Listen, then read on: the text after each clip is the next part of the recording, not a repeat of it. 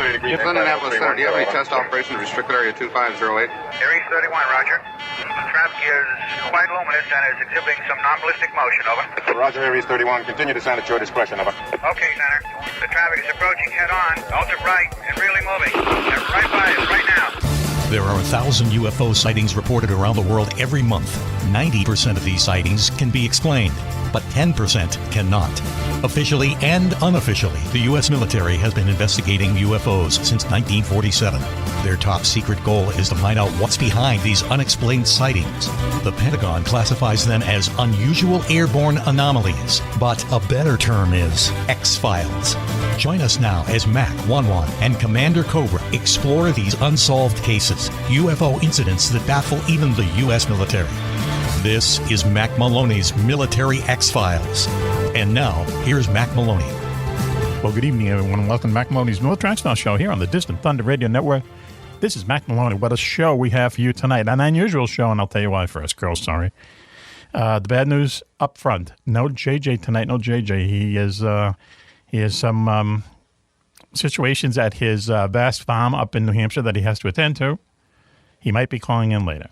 The good news, though, Mill Skills and Gigi Gills, is for the first time in a while, we know Ms. Coco on the street. That's Commander Cobra joining us. Coco, Cece, how you doing?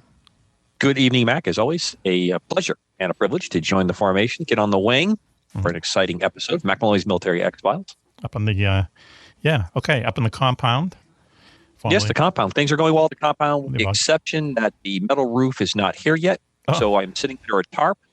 Mm-hmm. And as you're experiencing the wind, it is like being on a yacht under sail, constantly tacking back and forth with the tarp flying around up there. Interesting. I'm a little bit cranky in the show. It's because I haven't been sleeping because I'm under a blue tarp. It's like being back in Florida without the Florida temperatures. Wow, huh? So you're getting a metal roof put on? Yes, metal roof. Yep. But because of all the crazy shortages and supply chain issues and stuff, the Commander Cobra, specials that I get involved in. Yes. It was delayed, but the guys were here to take the roof off, so we got the roof off. Wonderful guys that are doing the work, and it's just holding up because I've got my solar cells kind of like floating in the ether, waiting to be mounted. I'm anxious to start, turning sunlight into electricity. So if there is World War III, we are going to your house. Is that that's the plan? I may not be here, but everybody knows where the key is, and just be nice to Zeppelin. Okay. As long as you bring Raven, Raven really kind of knows the. I got the lay of the land. Lay of the land, okay. Connected there with Mrs. Cobra pretty well. They've got that whole thing kind of worked out. Okay. Yep. All right. Good. All right. That's good. Plan A. I'm there. Speaking of Raven, well, before we speak of Raven, Switch is almost through moving his headquarters. He's going to be joining us in a future show in the near future. Switch. But our favorite good witch up there in Sideways, New York is with us. Raven. Raven, how are you doing tonight? Raven. Hi, my friends. I'm very good. Excuse me. Thank you for having me. All right, good. All right. Now, we should be a TV show. However, you have your hat on tonight. A hat on, please. Explain. So I ordered this hat, and I was so excited to get it, but I ordered it at the end of winter. But then up here in Sideways, New York, it's been -2 degrees for like a week. Okay. So I was like, well, I'm just going to wear it. So I have my special haircut tucked up into the hat. See, that's what everyone's going to be wondering about now, the haircut. Where's the hairdo? But then when we see you without the hat next week, or very soon, the hairdo will be even that much more alluring. How's that? Exactly. Okay. And a little bit longer. Yep. Okay, wow. Sort of like, the whole thing with a caterpillar, her hair is underneath there, and the big reveal comes next week. All right, so we're going to... Yeah, it's just like cocooning. We're talking about bugs now? Oh, cocooning, okay. That's right. That's really fascinating when you think of it as a freaking caterpillar turns into a butterfly. I mean, who came up with that? I mean, that is very, very strange when you think about it, isn't it? Well, I would go with God, but you know me, I'm kind of one-dimensional when it comes to You think he did that? Think that's his handiwork? Okay. Okay, so coming up later on in the show, very shortly, we're going to be talking to Chris R., good friend of the show. And as it turns out, a series that Mack Maloney does on Sale Everywhere called Codename Starman features a Navy detective, and it's based on Chris R. The character's name is Chris R. We're going to talk to the real Chris R. tonight. He'll be joining us. Always an interesting conversation.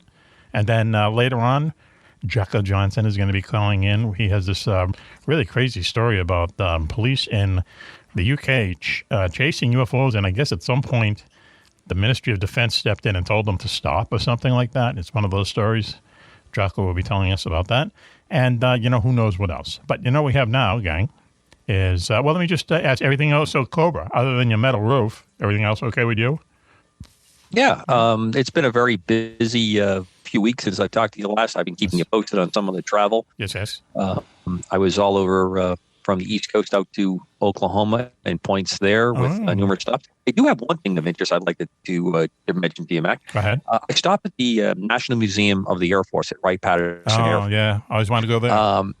Yeah, I've, as a kid, as a youngin', I started to see when that museum was formed, and I've been to all the museums for military aviation in the U.S., and it was a great chance to stop. I saw some folks there, but here's what I found.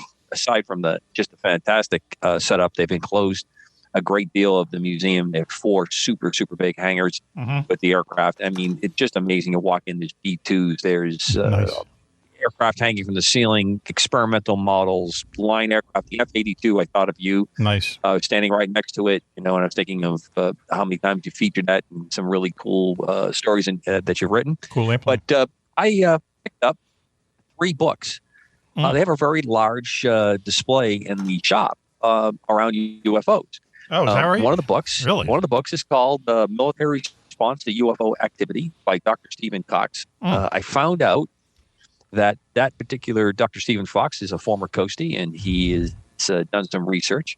So I've reached out to him. I'm enjoying his book. There's a book about the airships that were seen in the 1890s, all through Texas, California, Michigan, parts of the Oklahoma Territory, because it wasn't a state yet. Yep. Very, very interesting. And I've seen a lot of interesting parallels to it. And another book written by a retired Air Force civilian engineer who was at Wright-Patterson, talking about all the connections to Wright-Patterson Air Force Base with ETs. Yes. And the first part of his book, he's talking about Exeter.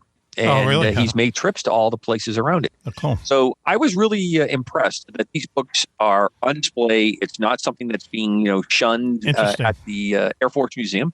It is a national museum. So I thought that was pretty interesting. Yeah. And at the good time, I've actually reached out to a number of the authors just to, I have a history starting with you of doing that. So it's been kind of fun. Get that Coast Guard guy on. We'll ask him if he thinks Popeye was in the Navy or the Coast Guard. Yeah, well, absolutely. I'll take care of that. Okay. Since he's a doctor, you'll probably believe him. So that'll take care of it. Why not? That day is coming. That show is coming there, wise guy. Yeah, you can keep it up all you want. I presented evidence, then you said I manufactured it. You said it was some kind of like Russian pollution thing. So, listen. We presented evidence that said that he was in the Navy.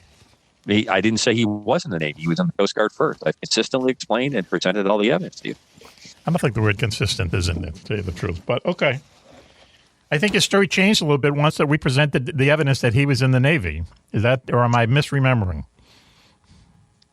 Well, as I explained to you, Coast Guard people were in the Navy during World War II. Okay. Coast Guard was part of the Navy. It's all right. saying Did you explain that, though? It doesn't hold that same kind of Go ahead. weight that you're trying to add. No. One last thing. You normally ask about my background picture. Go ahead. So in the picture is the Hawk, which was one of the great training airplanes. We actually have a version of it with the U.S. Navy, the T-45, as a trainer for the Navy. It took its last flight with the RAF this past week. Is that right? Yeah, it's been around forever, man. And the Red Arrows are the only ones in the RAF that are going to still use it for a while longer. Quick shout out to who makes that? It was British Aerospace put it together, and the U.S. bought a lot of them as trainers. Yeah, they've been around. Yeah, for the advanced portion of carrier landings. That's an interesting thing that's changing in the Air Force. I'm a person in the Navy for how they're going to do the carrier training. Hey, Raven. You notice how he just kind of went off from Popeye real quick there, and he starts talking about the airplanes in his background. Okay, well, listen, Mac, if you want to continue to embarrass yourself, that's it's not embarrassing. All I'm asking is all night long. It's your show, sir. When this argument started, not argument, difference of opinion or whatever, started 7.5 years ago. Were you saying then that the Coast Guard was part of the Navy in World War II? You were just slavishly tied. No, when Popeye was created. Yes. When Popeye was created. Go ahead. Popeye was in the United States Coast Guard. His first mention is when he is fighting with the character that later that's Brutus. Yes. In the Arabian Nights adaptation that they did. And there's the part where he says, stop in the name of the United States Coast Guard. Okay. I sent you the clip with about 12 other articles. I don't remember that clip. I don't remember that clip. Sorry. All right. Okay, we'll have a showdown sometime, okay? You ready? Because we have evidence that says he's always been in the Navy. Always been in the Navy, and maybe when he retired, he was in the Coast Guard or something, who knows. But he was a Navy sailor. He's a sailor. Popeye the Sailor Man. Right. Okay. Raven, are you still awake? Do you know I'm here. Do you know who Popeye is, Raven? Do you have any idea who Popeye is? Yeah, I watched him That's as the a reason kid. why she had spinach. Yeah, actually, I love spinach. You do, really? Yeah? Does it make you stronger? Probably not. No? But Okay. All right. Well, it's good for you, though, right? I like it. Yeah. I think it tastes good. I like it with lots of butter and stuff on it. But anyway, that's just me. Doesn't make me stronger either. Does it make you stronger there, Coco? Spinach. It does help with the blood. Oh. The iron content in it is really, really good for producing that good ferrous in the red blood cells, which is great for oxygen carrying. Oh, good. Okay. Yep. All right. This has been our cooking segment here on Mack Maloney's Military X Show. So listen, this is what we're going to do. We have 5 questions for Cobra, okay? 5 questions for Cobra. He's the expert on everything we talk about on here. And someone wrote in the other day and they said, they basically had a question about artificial intelligence and it's one of the big buzzes right now. That's right. AI is one of those really big buzz things. And it's happening. It's just a question of when it's going to happen. So we're talking about artificial intelligence and fighter pilots, fighter planes tonight. Because it seems like whenever you see artificial intelligence, it's always kind of linked to fighter pilots and fighter planes. Like right now, with just drones, okay? They can, drop bombs on Afghanistan or Iraq or anywhere in the Middle East, and they're controlling the drone from Cannon Air Force Base in Nevada. That's the projection that just drones have. It's actually Creech Field, Cannons in New Mexico. Just so we get those letters in there. I didn't let you go too far astray there. Thank you very much. So like that whole Popeye with the Coast Guard and Navy. See why? Now, why do you have to bring it up? I thought we put that to bed. So, anyway, so that's just a drone. So you can imagine like a UAV, a fighter jet that doesn't have a pilot in it. So anyway, we have 5 questions of Coco about this. Okay, so first of all, this is what I just want to know. What can AI, artificial intelligence, what can that do that a pilot can't do? There's 2 probably important things that the AI can do that the human occupant, the human operator, is not able to do. Probably the most important thing, and the first thing, is that there's no physiological limits for the AI. So you don't have to have things like oxygen. You don't have to worry about the occupant being out. Those kinds of things will happen. So AI doesn't have any physiological limitations that the human body does in the flying portion. So that's probably the number one big part. Mm-hmm. The next part, and the reason that AI is such an interesting development as it's coming along, is that, as with all computers, in the case of AI, it's able to do calculations and decision matrices, very, very quickly. Mm-hmm. So it can come up with a very quick solution to a presented set of factors that it's facing. So it tends to be faster than a human. But I want to point out from the beginning, AI is created by humans. Yes. At this point. Now, it is possible that you can create AI that will be able to create other AI, physically, control even the mechanisms like with 3D printing and all the other things coming online that can actually make other machinery on its own. But AI is a creation of human beings. It hasn't got to the point where it steps off by itself. Okay. So then the second question is then what can a fighter jet with a human in it do that AI can't do? Well, AI is code. Everything that you do in AI software is coding. Mm-hmm. So that means someone has to write that code. You can actually, in some instances, use AI to help you develop code, but you have to make a series of steps and decisions in coding for the AI to run through to do activities, to fly the aircraft, to put into a position to shoot a weapon system, to drive a ship, to drive the aircraft, to do all those kinds of things. Now, what AI will not do presently is AI will not do irrational things. And sometimes irrational things that humans do are what turn battles, what turn fights. Yes. Let me give you a quick case in point. Go. the F-14 versus the F-18 or the F-15. There are legendary stories of F-14 pilots and crews, pilots and Rios, that were flying that aircraft, that when they would fight other people, would do things that AI could never be programmed to do. Interesting.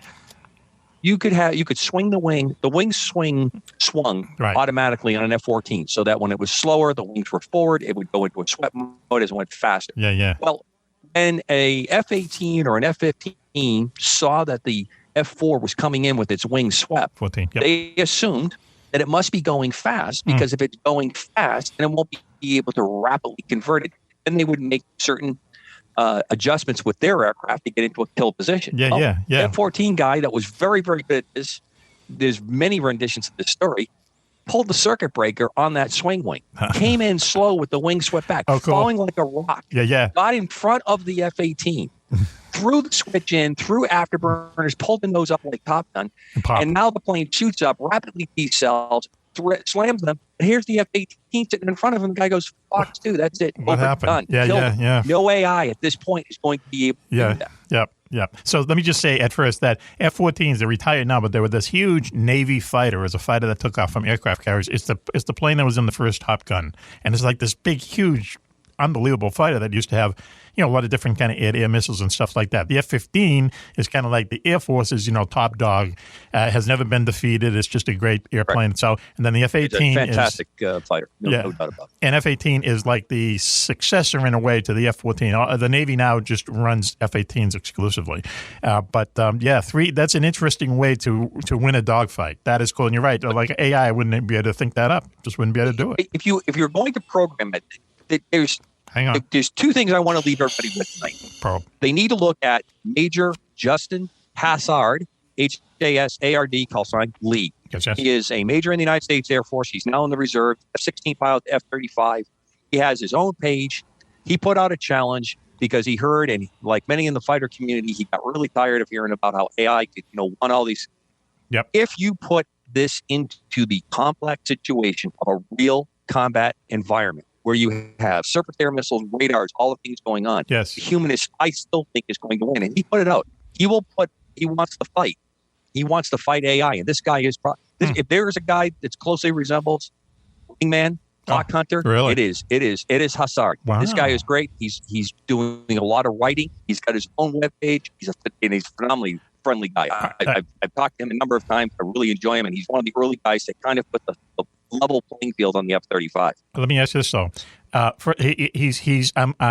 applaud him for sticking by his principles, but I think that he's fighting an uphill battle. And I'll just say so what we're talking about, and this is the kind of scenario that I've read, is that someday in the future, an airplane like the F-22, which is our super duper combat fighter, and the F-35, which is like one of the most, at some point it's going to be the most produced jet fighter ever in history.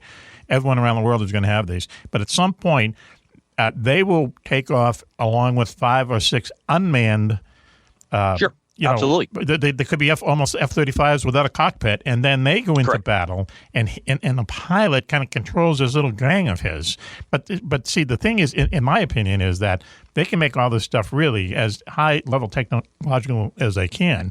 But the idea is that in a battle, in a whether they're bombing something or whether they're in a dogfight or whatever they're doing, if the unmanned vehicle gets shot down, well, a lot of money down the drain, but you're not killing the pilot. I think it's the human factor is that you want to kind of, it's this odd kind of thing of just trying to save every life as you possibly can. Yeah, it doesn't make any, that argument holds no water with me, Mac, because no one signs up to do this work not knowing the risk that you're at. Mm-hmm. You go to battle to close with someone else, to kill someone else. That's simply what combat is. Yes. On the ground, on the sea, in the air. That's it. Now, if we think that somehow this is going to be cleaner, that we're going to play like a Star Trek episode where everything is flying around and robots and we're doing all this kind of stuff, ultimately you still want to kill the opponent. Yes. So however you're doing that, the difference is, in my opinion, that when you take the human element out of it and you're going to try to run this, now it becomes who's got the best coders to go do that. Then the numbers that you're going to have, the attrition that you want to do with this. The battlefield changes. You watch things like airliners that use all kinds of computer assistants. They still want the human occupant because the weather will change at the last minute, at the last second, as you're making the final approach, the most important part. And you want to have that. is no one gives really good drift in this. It's always the all or nothing. It has to be this airplane and no other airplane. Right, it has to be this missile. That's where we get ourselves every time, as you know, because no one probably has written more about that in more varied areas than you have. My point is, never build a fighter that cannot be flown without a pilot, because you want to be able to move them. Optionally piloted vehicles, that's like standard. That's how it has to be. There's no doubt about that. That has to be the capability. But augmenting the human element in that to make the final decision is what is key. And that's where I think AI will give the advantage. Right. To a country like the United States, it could be the critical difference. It seems like every time this is question number 3, we talk about AI and, like combat aircraft, it's always associated with fighter planes. But doesn't it make, I don't want to say more sense, but doesn't it also make a lot of sense to have AI bombers, right? They have to go a long way, drop a bomb somewhere. I think it's a great question. And if you have been watching the news, I think the fighter community has taken the lead in this because of its tactical nature of what goes on there and the whole explosion of what predators and the related UAV, or more commonly referred to as attack drones, armed drones, can do. So those aircraft right now, the B-21 is supposed to have an unmanned covey that's going to fly with it. Just the new, 2 of them that's going to go with it to be able to do the missions. Just the new stealth bomber. They don't expect those to be lost. They want those aircraft to have the same stealth characteristics so that they can rearm and go again and again. Right, sure. So that is a big part. The part you don't hear as much about, and it's very similar to the stealth technology, and I believe that it's actually out there already fielded, is AI operating things like transport airplanes, especially in very, very critical areas where they want to make deliveries or points, aerial refueling. There's one of the most critical things. If you can get a tanker where you're not worried about losing a crew of 4 or 5, but you want to get that tanker into position because it's criticality of having that to pull off a particular mission. Yeah. I mean, you look at what's going on in the world right now. Yes. You deny a country 14 days of air superiority, their battle may not go the way they had it planned. That's what's so. This is where I think AI in areas like transports, all aspects, I think it's going to. You even see it in helicopters now. They're flying helicopters with an AI augmented capability to be optionally piloted. Wow, interesting. So when, I mean, once again, I think it's just inevitable. What year do you see the U.S. Air Force, for instance, being totally unmanned? In my estimation, I can't see it ever happening.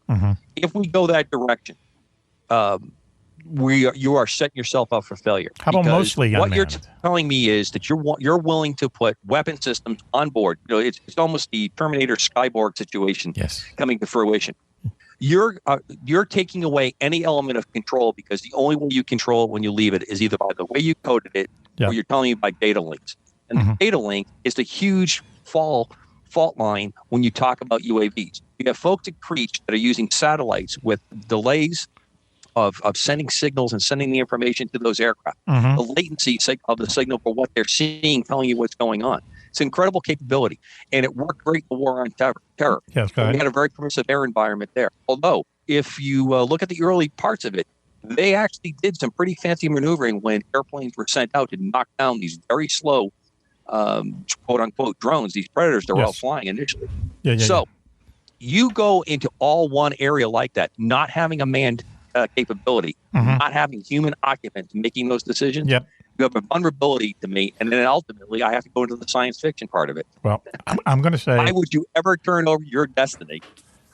but machines. Go ahead. Machines that we created. I think by 2050, which is around the time that the B-52 bomber is going to be retired, I think by that point, the majority of U.S. Air Force fighter planes, warplanes will be unmanned.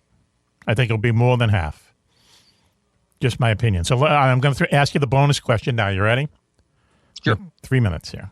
Okay, so this just came to me when I was writing down the other question. So if we assume that at some point AI is going to take a huge part of, it will be a huge part of the U.S. Air Force, U.S. Navy, aerial, combat squadrons, any kind of combat, and also bombing, and as you say, transport. So let's say that's all going to be, at some point, run by AI, unmanned.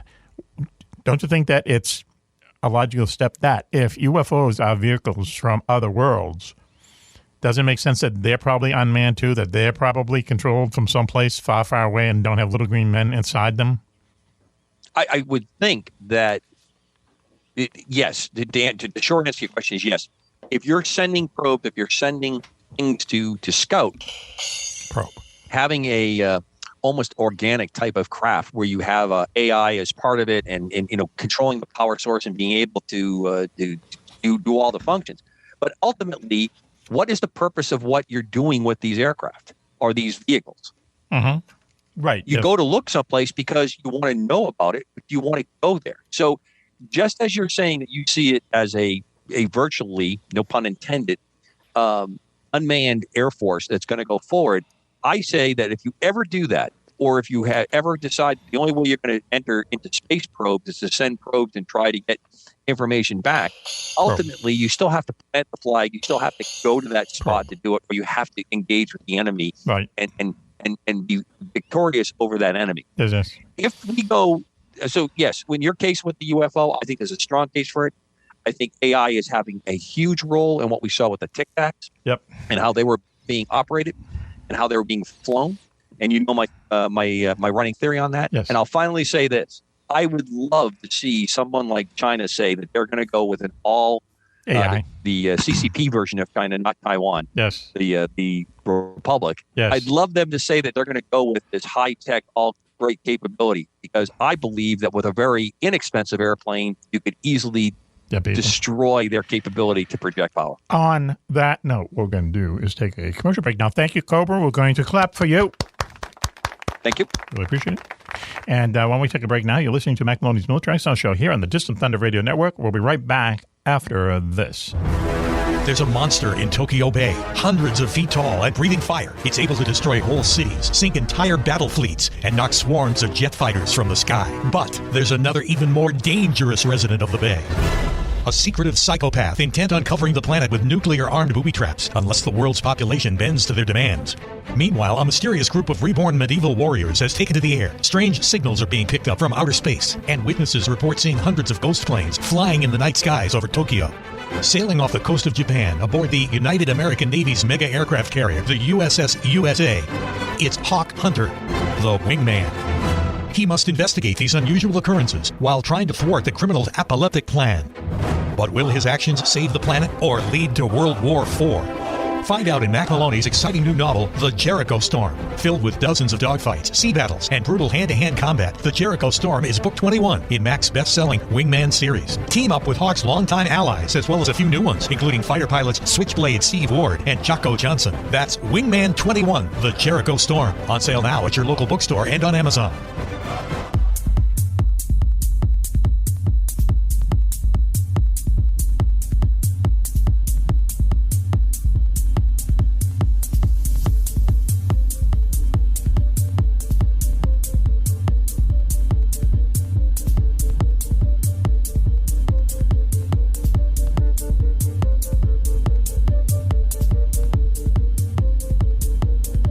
Welcome back, everyone, to Mack Maloney's Military Lifestyle Show here on the Distant Thunder Radio Network. This is Mack Maloney.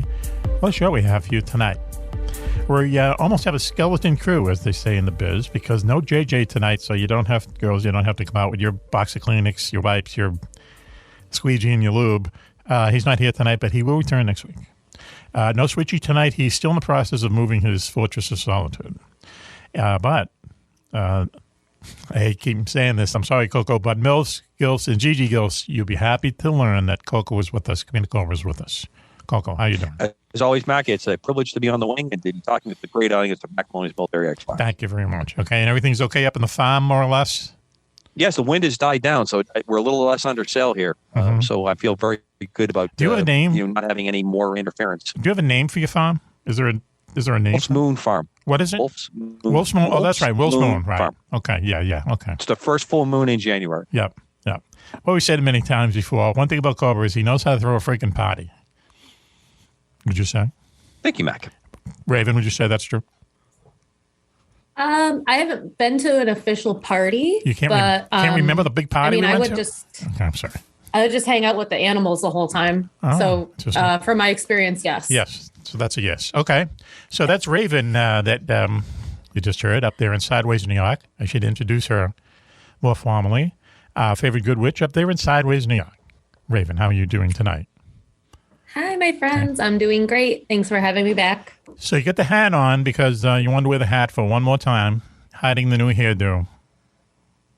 Yes, right? That's correct. And I didn't want to wash my hair this morning. Oh, okay. Alty. Full disclosure. Okay. I was lazy. We understand now. So listen, joining us for this segment is a good friend of ours. Let's clap for him before I even introduce him. The great Chris R., who is the model for the character Chris Starr and codename Starman Military Mysteries on sale everywhere by Mack Maloney. Chris, how are you doing? Thanks for joining us again. Thanks for having me. Okay. Where are you? Where are you right now? So I am in Lee City, Texas, just south of Houston. Okay. Yep. All right. But since the last time you talked to us, you've had a job change. So let me just thumbnail your previous job. You're in the NCIA for what, more than a dozen years, I'm guessing? Yeah, 13 years with NCIS. Oh, NCIS. Okay. All right. And they're basically the civilian kind of police detective investigative branch of the Navy. They're civilians, but they work for the Navy. So you went all around the world. You did all kinds of really, kind of superhero things. So now you've moved to a different government agency, and that agency is the National Oceanic and Atmospheric Administration, National Marine Fisheries Service. Wow, cool. So are you a cop for them? Are you doing the same kind of work? Yeah, so a fish cop. A fish cop, man! Oh man! We said the other day, lobster mobsters, and we're gonna copyright that. You're gonna live to regret that. So, well, first of all, how long have you been doing it? It's what, a year or so, maybe? Or just started in July, so just short of a year. Okay, all right. And what made you make the switch? So basically mobility. Mm-hmm. NCIS is highly mobile. We're moving every 3 to 5 years. Yes. Yep. Overseas around, and I had a new baby. Yes. And wanted some continuity, so I saw that NOAA was hiring in Houston, mm-hmm. and it was a great opportunity to stay put and go to a different agency and try something new. Okay, so you're literally a fish cop. So what are the crimes that you are going after?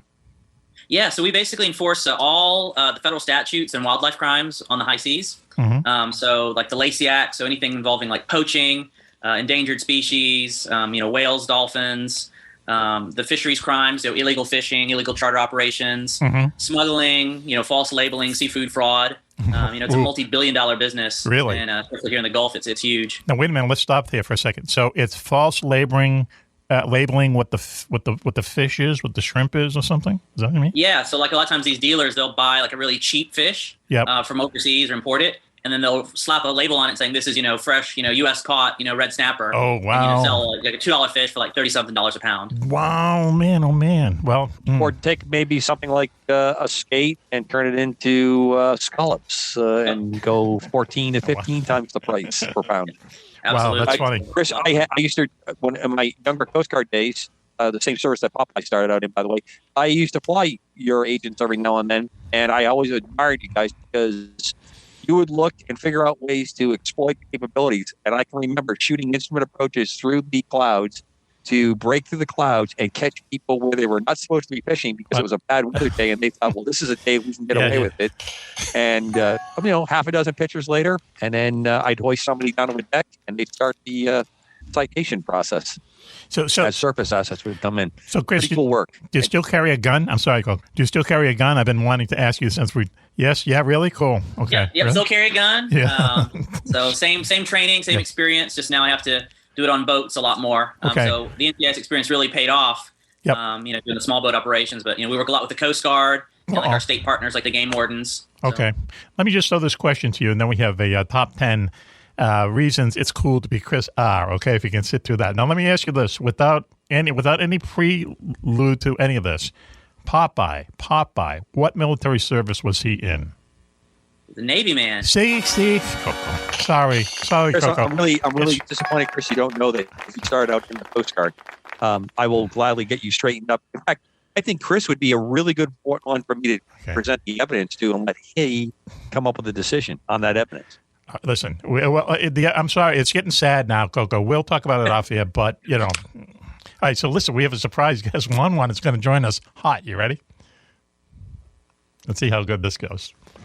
So, well, that's cool, Chris. So you're mostly on boats, and I mean, how many people do you bust a month doing this? So I actually stay pretty busy. So I coordinate we have an observer program. So these are like young, college age, people who join and ride out on these commercial fishing vessels with some of these deep sea fishermen. Yeah. And obviously you got a 22, 23-year-old female with, some of these roughnecks. Wow. And bad things happen. So I cover everything from here to the east coast of Florida. So, I mean, I average like 48 cases. Yeah, really? You mean going at the same time? Yep. Real? How do you keep it all straight? Yep. It's tough. It's just basically spreadsheets and, flow charts and just trying to, balance everything. It's a really, really busy industry. Well, listen, I just got to tell everyone that it turned out the radio segment is so interesting that Juan, the very famous Juan, has decided to join us. You there, JJ? Yeah, I couldn't miss this for the world. Yeah, okay. Hey, all right. I'm glad that he's here. So, listen, Chris. so what How are you? What we're going to do is Good. at some point we're coming, sometime in early summer, we're going to run a contest on the show, and we're going to give away strictly the Codename Starman books. Now, Chris, you can be up front with me. You've never read any of them that I've sent you, right? I've read the first two. So. You did? There's only been two. Okay. Yeah, really? Oh, you're just saying that. Yeah. You're not going to break my heart. The first one for about a week. Did you? Okay. Yeah, put that question to Juan. Yeah. He wrote the forward to one of my books. Starman books? Didn't get any yet. Oh, I'll see. Always with the excuse. Okay. All right. Look. So what we'll rendezvous with you and get the two copies. One of these days he's going to read the book that he wrote the forward to. So yeah, right. Listen, let's just all just back off and give the man a little space. Good to see you, Juan. So, Chris, what do you think? I mean, what did you think of them? Did they move? Were they action-packed? Was it like your real life when you were back in NCIS? I tell you, it was exciting. It's kind of got the same feel like all your books. Okay. It reads like an action movie. Is what I tell my friends and family. I said it's fast paced. It's like you can see like an episodic, like the quick cuts. Yes. I'll give you my agent's number. Chris, you can call him. Are you a whiskey drinker as portrayed in the books? Are you a member of the cult, so to speak, that I consider myself a high priest in? I am. My admiral was actually a big whiskey aficionado, and so we always have after action reports at the bar with him. So. Kind of got introduced to a bunch of like the Japanese whiskeys and Oh yeah. In fact, Mack got me a great one. Oh my God, it would bring tears to your eyes. It was weird. The first time I met Cobra, we was it on the phone? I'm sure the first time we had some kind of connection. No, the first time we met for real. Yeah, what we met with the girls. An open city. You had like mafia rules. It had to be like in an open city. Right. It was Portsmouth, New Hampshire. We sat with that. Right. And so we're sitting at the table. I'm going to use a bad word here, so get ready, editor. So we order, and he orders some drink, and they ask me, what do you want? I says, Jack Daniels. He says, right? No, I don't think I said that. I said, no, you don't want that, Mac. Oh, man. I didn't say any allusion to women's female genitalia. You didn't say the P word. No. I believe that's how I remember it, but, Which P word? Okay. How many in were you at that point? We had just ordered. I put we were in a British pub. Right. So I was looking at Morangis and yes, I've been educated since by him. The whole 9 yards there, and then he pulls out the Jack Daniels, the go-to line Jack Daniels. They said, "We're not drinking bourbon, man. I can't let you do that." So we got him set up with something really nice, and he actually liked it. He goes, "This is better." And now I've turned him on to Irishman, who I'm desperately working with to sponsor the show. I just moved close to 18 bottles of Irishman all over the United States. It's really good. Different people I was visiting. Yeah. It's really. I mean, I'll give him that much. It's just easy to order Jack Daniels, but the Irishman is good whiskey. But anyway. So why don't we get to this a bit? Top 10 reasons it's cool to be Chris R. Okay? All right, so 13 years in the NCIS, coming up in a year for Noah. He's a fish cop. There's your movie, dude. There's your TV show. It's a combination of NCIS and the wild catching people up there off of Alaska, those nutty people who catch the crabs, right? Not you know what I mean? They catch crabs. Under the sea. Wow. They're just... Yikes. Yeah, it's just getting worse and worse. Why don't we move on? Okay. Keep going, Mac. You're doing great. Okay, let's move on. So why don't we go to top 10 reasons it's cool to be Chris R. Right? You have the list, Raven. I have it. Are we ready to start the music? Start the music. And here we go. Number 10. Number 10, you get to be on cool radio shows. Right. Obviously. Right. Okay. Mm-hmm. Number 9, we'll do this quick. Go ahead. Number 9, you get to be the hero in a best-selling military action adventure series by Mack Maloney, on sale everywhere. Right, true. Right, Chris? This is great. I said my life's sounding better and better every time we go. Okay, here we go. Exactly. Number 8. Number 8, you can demand Brad Pitt play you in the movie, and those in Hollywood will have to make it so. Right. Listen to you. At this point, okay, let's move on. Number 7, you get to shoot the coolest ray guns imaginable. Right. Aren't you? Yeah, the denial face that he's trying to. Yeah, he's not saying anything. Yeah, that's right. The electricity and water don't necessarily mix. No, but, okay, what's the coolest weapon you've shot though? What's the coolest weapon you've in your arsenal? I like the classics. Go ahead. So I have like an original Thompson submachine gun.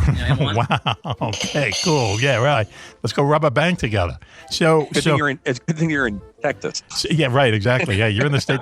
So do you that would have been why my collection was a little frowned upon. Yeah. I was gonna say, you huh? can get parts in Texas. Yeah. So I mean, I don't know anything about guns, but what do they shoot? Isn't that 22 calibers? It's just like a hole. Do they shoot 22 calibers Thompson machine gun? So that's a 45. 45s. Okay. Yeah. Wow. About twice the size and about 4 times the horsepower. Man, they'll knock you over. One of them will knock you over. I can't imagine getting, but anyway. Well, they're better than ray guns, but let's move on. Top 10 reasons it's cool to be Chris R. Number 6, you get to be married on an aircraft carrier. Right, you get married on an aircraft carrier. That's a good one. Right, in Tokyo Bay, right? Yep, that was fun. Mm-hmm. And how did you arrange anniversary next month. Oh, really? How many years? Congratulations. Cool. How many years? Oh, you can't ask that question. Okay, so how did you arrange that, or did someone arrange it for you? I mean, and I know you had a bunch of admirals at your wedding and stuff. I mean, who puts that together? A wedding plan? Yeah, so my admiral was the 7th Fleet commander, and so it was his carrier, and the only Catholic priest in the theater was on the ship. So they said, hey, let's do it on the carrier. Wow, holy cow. Did you have to get a band? Did you get a band? We didn't have we did the reception at the Chiefs Petty Officers Club. Okay. But they did the full, ceremony there, and when the admiral came on, they, piped him on, and he was actually really cool because he was like, hey, I'm holding up ship's work, so I'm going to be here, and then I'm going to leave so they can, go about their business. See, I remember you telling us that before. Like, he kind of read the room in a way. No one's going to have fun if the admiral's here, so we had a nice time. He didn't make it about him, he made it about us. Yeah, really yeah. That's interesting. I don't think everyone would do that, but that's, that just shows he has a good ego, and not a big ego. He was one of the better flights that's ever set to sea. He's top notch in my book. That's fine. And I don't throw that out too often. So let's go next. Top 10 reasons why it's cool to be Chris R. Please, Raven. Number 5, you get to go on safari with an admiral and watch him shoot down rare African baby condors with shoulder-launched anti-aircraft missiles. So you wouldn't miss, right? Ever? That's not cool. But listen. Different time back then. Yeah, but you went on safari with an admiral, right? And then you go to a bunch of African countries. You was his bodyguard, right? Yeah, it was with the commander of Joint Service Task Force Horn of Africa. So Okay. I was a Navy admiral and an Army general. Mhm. We were in Nairobi, Kenya. Okay. But did you go out in the veldt and see the lions eating the antelopes and all that stuff? Yeah, we were in the bush. Really? He wanted to see the authentic experience. So, Tanzania and Kenya had really, really great safaris. Mm-hmm. And you were armed during this? Were you watching the lions or were you watching his back? You can tell us now. Both, I mean, we had other tourists and people and animals, and anything could happen. So Yeah. it was kind of it was a pleasure cruise, but at the same time, it was a high threat country, so there's a lot of issues that we had to look out for, and be prepared to evacuate if something happened. Now, what were you carrying at that point? I can't imagine with the Thompson, but what kind of weapon do you have? So the sidearm was the SIG P228 9mm, Yeah, and then we had the Mark 18 5.56 automatic. What's that? A rifle or Yeah, it's a rifle. It's like an AR platform. Oh, I It's see. like a Yeah. short Okay. barrel. Wow. Cool. Did you ever shoot at anything? Did you ever shoot at anything like the lions or the antelopes? Did you ever have a little target practice with them? There's plenty of them around. We can't talk about that. Okay. There you go. Next, please. Raven shaking head. I'm sorry, Raven. I need to plug my ears for this. Okay. Next, please. Number 4, you now have a son known as Tommy Cash, who will continue the franchise. Right. He'll continue. Right. When we're up to Starman 22 or something like that. We're running Hollywood. Starting young. But you had a son recently since we've taught you. How old is he now? He just turned 1 last week. Right. He was born on St. Patrick's Day. Really good luck for him, I think. Congratulations. That could go either way. Wow, that's cool. All right, and so it's just been nothing but pleasantries for the last year, right? I'm telling you, plenty of sleep at night, See? and The rest of mealtime this- is always enjoyable and quiet, and we go to the movies all the time. Yeah. See, it's a myth that kids go astray. Okay, next, please, Raven. Why it's cool? Top 10 reasons it's cool to be Chris R.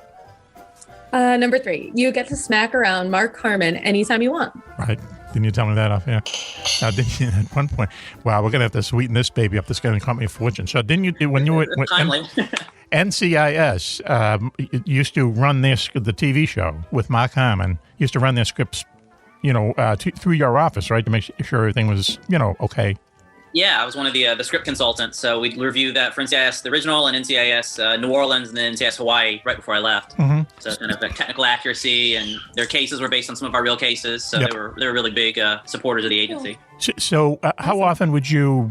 I can't imagine you reject it. Did you reject any scripts just out of hand? This is not what we want to be associated with, or was it just kind of details? No, I mean, because by that point the show had been pretty established and had a good relationship. Yep. So there was a lot of things that we tweak, like certain phrases or ways or but cases. But I mean, they kind of started getting political at some phases of what was going on with the world. Interesting. As an agency, we said, hey, as an agency, we wouldn't do or say this because we can't. Yep. But we understand that Hollywood has their take on things. Yeah, right. And you went to this. You've been to the set. Have you been to the set ever?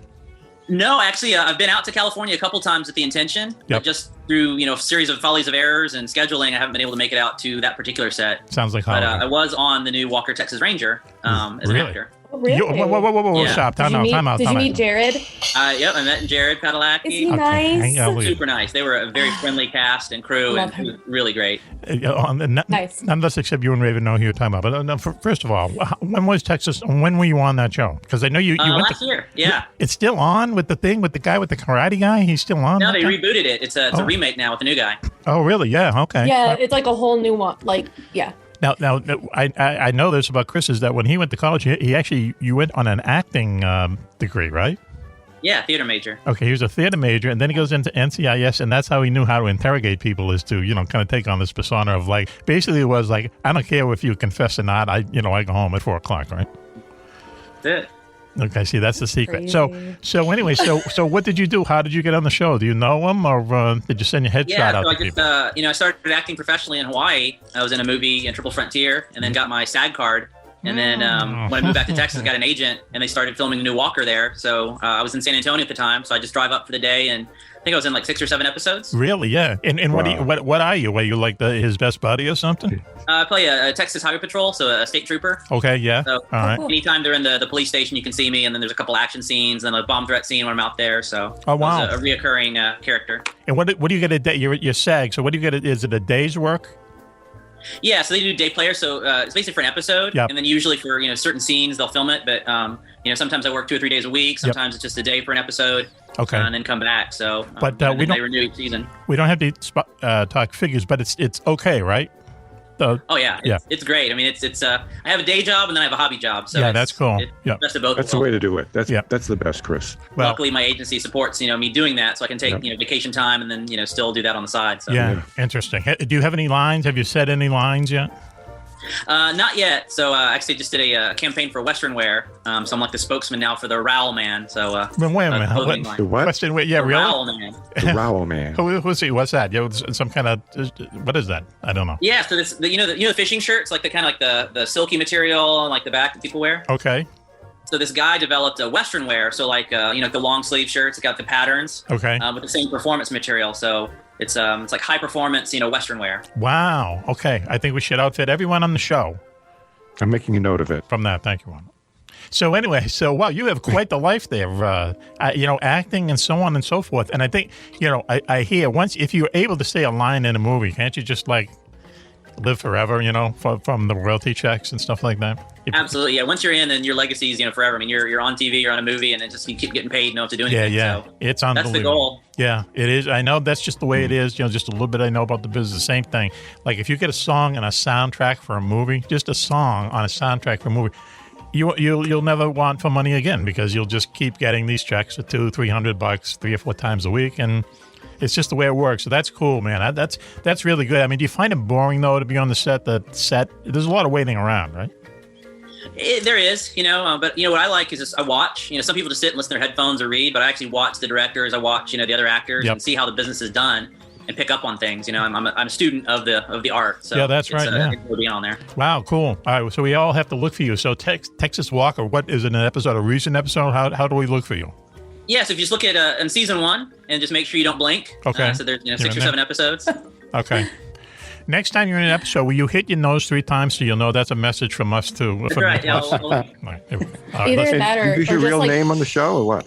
Yep, my real name on the show. Oh, really? Yeah. I looked up on IMDb. I did a couple other Netflix series and a Lifetime movie, so I've been busy since I've been here in Houston. Wow. I love Lifetime movies. I'm into fantastic. that. Raven, you were going to say something. Go ahead, please. I was going to say next time you're on, just like make a total scene, and then we'll know it's you. And just beg them to keep it in. Right. Yeah. That's his message to us. Have Chris Rock with you. Oh, don't mind that. Yeah, right. It'd be funny if he swung back at him. Wouldn't it be funny if they just started punching each other on the stage? Anyway, so now we're in the top 10 reasons it's cool to be Chris R. We're finding out all these different reasons we didn't even know about. But why don't we go, please, Raven, what are we down? Number 2? Number 2. You're so cool with the chicks. You have to wear a big button that says, "Sorry, girls, I'm married." Right. And even more now that he's in movies, TV, the works. That's a good one. Okay. True. Here we go. So the number 1 reason it's cool to be Chris R. Please, right? Free jetpacks every Christmas. It's a free tax dollars. Okay. We will sweeten that baby up. Sweeten it up. Sweeten it up a lot. Yeah. Okay. So, listen, Chris. So this is. Let me ask you this: how old are you? I'll be 40 in May. Okay. All right. He doesn't look 40, but you. No, he doesn't look it. No. Clean living. Like a young kid. Clean living. But you've had quite a life all the way up until 40 already, right? You've done things that a dozen people couldn't have done. Been very fortunate. Had a lot of opportunities and. Been of service, but I've also, enjoyed life too. So it's been a nice balance. Mm-hmm. And I think it's interesting how your acting degree has helped you out so much. I mean, when you go, like when you went to NOAA, okay? I mean, do you have to tell them you have an acting degree? They must know that it enters into, what you do, right? Yeah, no, absolutely. It's one of those things that's unique. Not a lot of people have it. So they see that on a resume or they see that in my bio and they're like, hey, what's up with this? So stand out. Sure. See, hey, Juan, this is the movie. Okay? Mobsters, about a guy who goes to theater school, okay, down in Texas somewhere, and then he decides to, instead of going to Broadway, the lights of Broadway, he becomes a fish cop. This is like the opposite of Barry.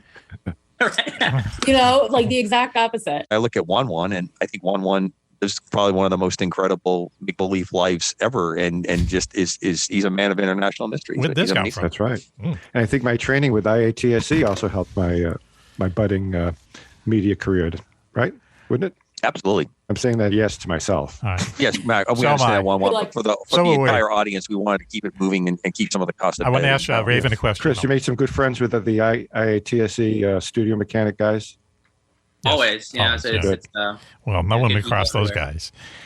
Raven, you were saying that this is like the opposite of what? The Deadliest Catch with a cop on?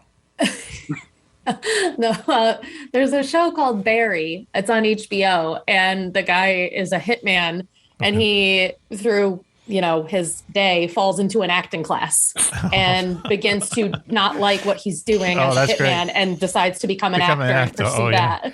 It's a good show. I'm telling you. No haters in it. He's a cute making guy. note of that. Yeah. There's actually a show on Stars called Hightown. Okay. Yeah. But not very flattering to the agency. So we're looking for a better, more positive spin for Noah. Really? Yeah. So yes. What kind of boats do you grow it on? So we use it's a metal shark. So there's different sizes. There's 36-foot metal shark is kind of what we patrol on. Mm-hmm. But because there's not a lot of us, here we rely on the Coast Guard, so going on their cutters, their fast boats.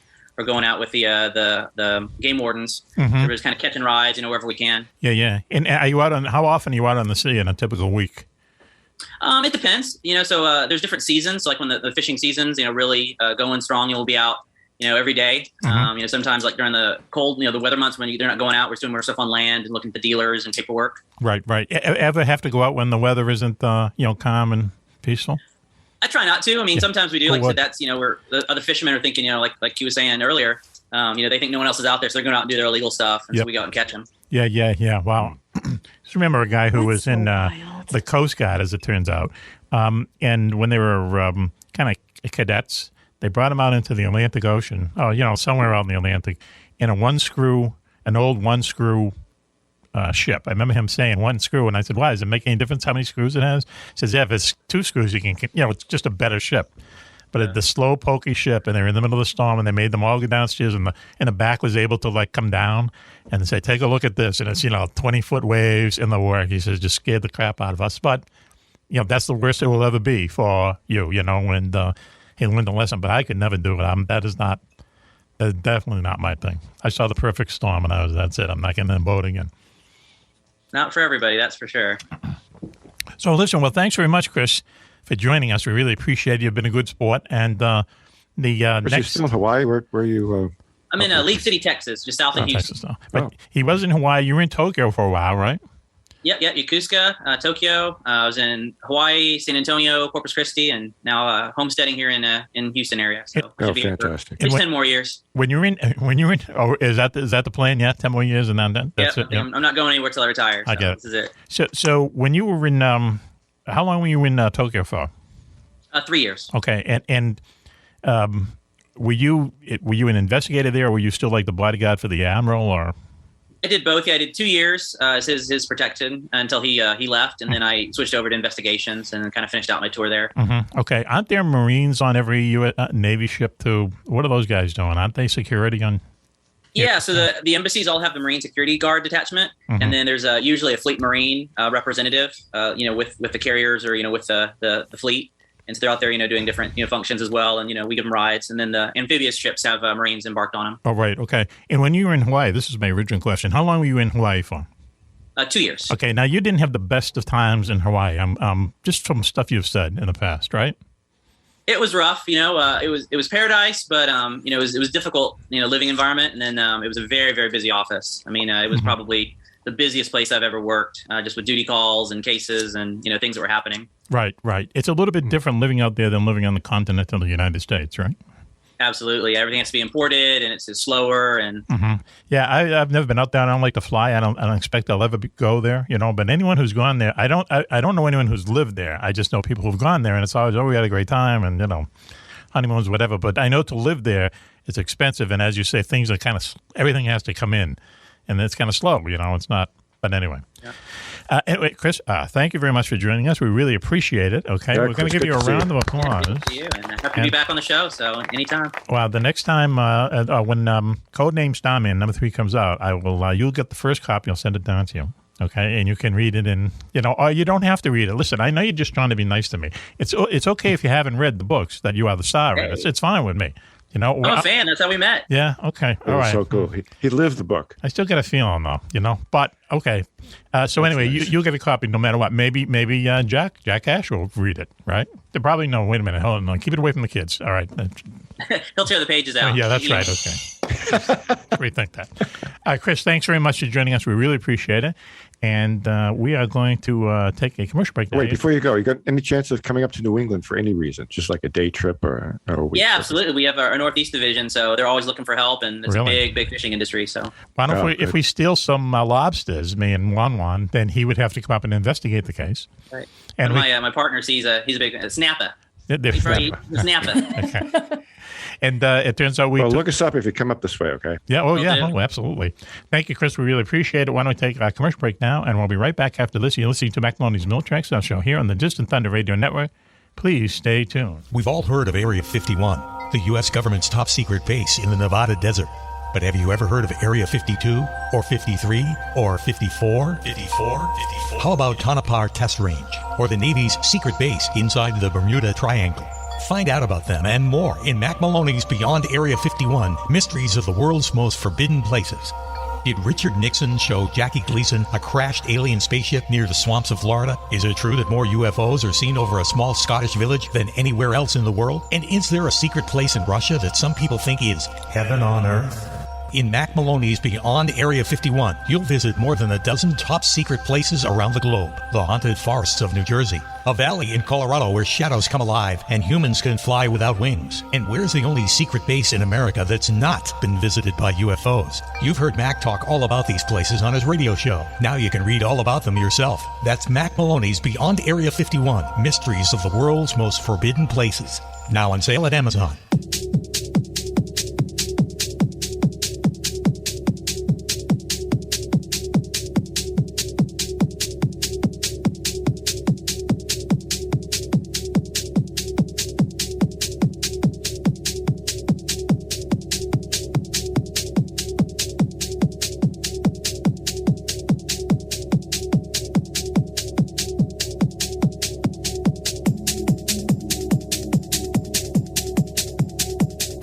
Welcome back, everyone, to Mack Maloney's Military Exile Show here on the Distant Thunder Radio Network. This is Macaroni. Well, what a show we have for you tonight. Joining us mid-show, girls. You must have heard your sighs around the world. The very famous Juan is here. Hey, Mac, it's good to be here. He's here Sorry now. I was late. Okay, all right. We won't talk about exactly what the issue was, but is the issue in better shape than it was, or? Yeah, it's been put on hold. Holding patent. People are coming in tomorrow. Holding patent. You're going to have the experts in. That's Yep. good.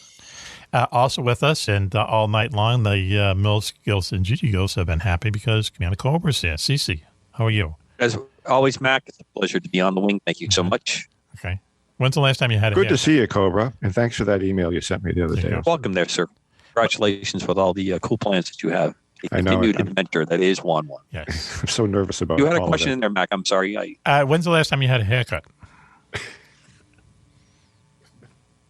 Yo, I cut my hair cut your own hair. You have a flow. 10, 11 days ago. That really? Yeah. That doesn't look like he's growing his hair out a little bit. I was going to say. No. Yeah, it's a little bit longer. Yeah, I see? do Really? it myself now, so I grow it a little bit longer. I get some affirmation from Mrs. Cobra, so that's Really? no. Okay. All right. Good for you. Okay. Also, up there in Sideways, New York, is our favorite good witch, Raven, is with us. Raven. She's Hi, waving. Raven. Hey. She's waving. Hi, thanks for having me. Okay. You bet. Now, I have to explain something here to the audience. Let's go to Jocko first, and then we have to come back to Raven and explain the hat. Joining us is our Southern correspondent, Jocko Johnson. Well, let's clap for him because Let's clap for Jocko. if we don't, we'll be in trouble. Jocko. Even though he's a Jojo. Rangers fan. Jojo. Why do you got to clap? You don't have to clap. When are you going to clap? That's not a Rangers hat on. Are you doing that just to? No, it's a No, PD can you hat. see what it says? No, Can you- no. T-shirt. NYPD. NYPD. On the Okay, hat. that's cool. Okay. Rangers on the shirt. Is the That's a Rangers Rangers shirt? shirt. Oh, man. Didn't get the memo. I just Yeah. wore whatever I was wearing today. Come on. They're barely a hockey team these days. And it's always a crime. How do you play in that They're place? second, For one third thing. place. What are you Oh, talking yeah, about? third place, today. How do you play in that Overall. place? That's like a dim, dingy, you know what I mean? It's not the best. No. Yes, it is. It's terrible. The guy who owns They're it. they're very, very good. They're going deep. Who's the guy? They're not going deep. You want to go for $50 right now where they go deep? Ooh, here we I go. had it. I would, but 50 how It's a deep? high-stakes segment. Yeah. How deep? 50 bucks. How deep? Okay, who's the guy who owned it? Real quick. Who's the guy who owns the freaking. Dolan. Yeah, he's terrible. Dolan. Terrible. Okay, anyway. Dolan So family. Owns the Jocko's whole here. place. The garden, the whole works. Yeah. Jocko, it's a dingy, crummy place, man. Come on. They Let's just face it. rebuilt You know, it. it's What are you terrible. kidding me? The railroad station is right Brand new. underneath It's it. brand new. The railroad. Hey, since we're in that sports segment, and I haven't been around with you guys for a while, Go ahead. and this is all I heard about when I was out on the road. Yes. What's with the 2-hour or 3-hour retirement of Tom Brady? Don't. What was all that? Got real tired hanging out with Grizzle. It's- And he's yeah, like, you- this is like too that's tough it. to chew, man. I'm out of here. That's it. Tired of taking his kids to the school bus or Yeah. driving them to school. Yeah. I got older Tired of about a making week. his own lunches. Yeah. I think Tired you're of right. I listening think to Giselle. Grizzle probably got on his nerves really quick. And I think at some point, see, he never said, you heard the story about the football, right? The worthless football. The guy, Yeah. some guy bought his last Tampa Bay touchdown, the football, at an auction for $550,000. Right. 3 hours later, Worth every penny. Tom Brady unretires, so now the football is worth nothing. But anyway, he never Buying said it back? I doubt it.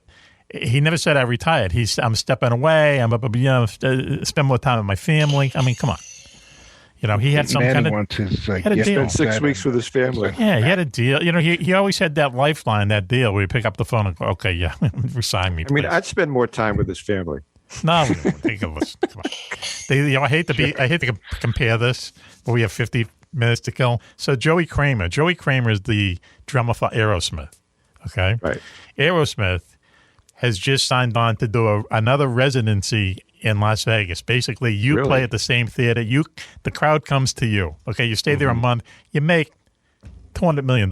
Celine Dion is a billionaire because she has her own theater in Vegas. Anyway, so that's what they're doing. Sting did it. Everyone does it now. Yep. Joey Kramer is whatever's the matter with him. The band doesn't want him in the band. He had to sue. Really? He had to sue to get back in the band to play their first residency. Okay, who knows what kind of problems he has. This is the guy whose Lamborghini caught on fire. Remember? Yes. So anyway, so he's left the band again, and the reason that he left the band's Long Road is to spend more time with his family. I mean, come up with a better excuse, okay? Come up with a better excuse. Yeah, like I want to spend more time with the all-you-can-eat buffet. I gotta go rest. Just be real about it. I'm going fishing, something. Spend more time with your family. Anyway. So my Uber's here. I gotta go. Yeah, I mean, it's noble to spend more time. But with no one one's spends family. it. It's I'm not knocking that. It's a lame. I can understand it. It's a lame excuse. Having been on the road doing trade shows for so many years. Yes. Right, but when you're there for like 20 minutes and you say that's enough. That's enough. I know. Enough is enough. Problem. What's the point? Bring it back to Tom Brady. I'm going, okay. He had time with his family. He said, my family's still intact. They're doing fine without me. I'm out of here. Or Giselle just said, like, you know what, Tom? the same for me. Get out of here. Go play football. He See said, if we can. I can't take it no more. The other I had to laugh because Peyton Manning sent him like a love letter and then a really expensive bottle of champagne, of wine or something. Wow. Yeah. Huh. He wants it back. He's in love with it. It's the other night I was on. Parting gifts back. I'm going to knock Giselle here for a second because she's the highest paid model in the world, and she is nowhere near, let's say, the most beautiful woman in the world. But before I say that, I was on a radio show the other night, Saturday night, spaced out radio, 2 hours. Okay, asking all kinds of questions. So I went into my Roswell didn't happen type thing. Roswell didn't happen, and your rant about Roswell. And the chat room was like so vocal and so vocal.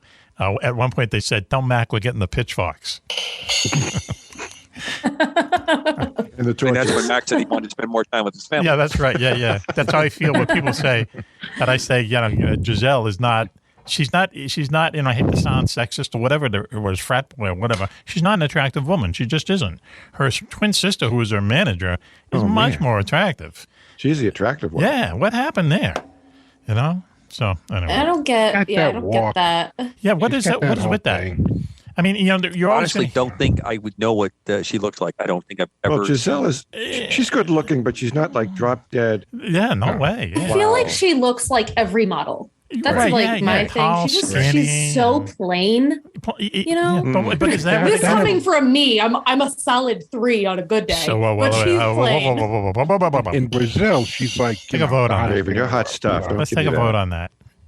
Listen, yeah, right. Well, but the world is bigger than Brazil. I understand that there's a certain look that the fashion world wants to see as their models, and it's like skinny and not plain, but unusual looking might be a way to do it. A way to explain it, but I don't get it. She didn't. She's just tall and skinny, basically. She's not unique in any way. Like I think, Agnes Dean. Or like Zendaya, like they're like very, very uniquully pretty. Wow, and she's just very average.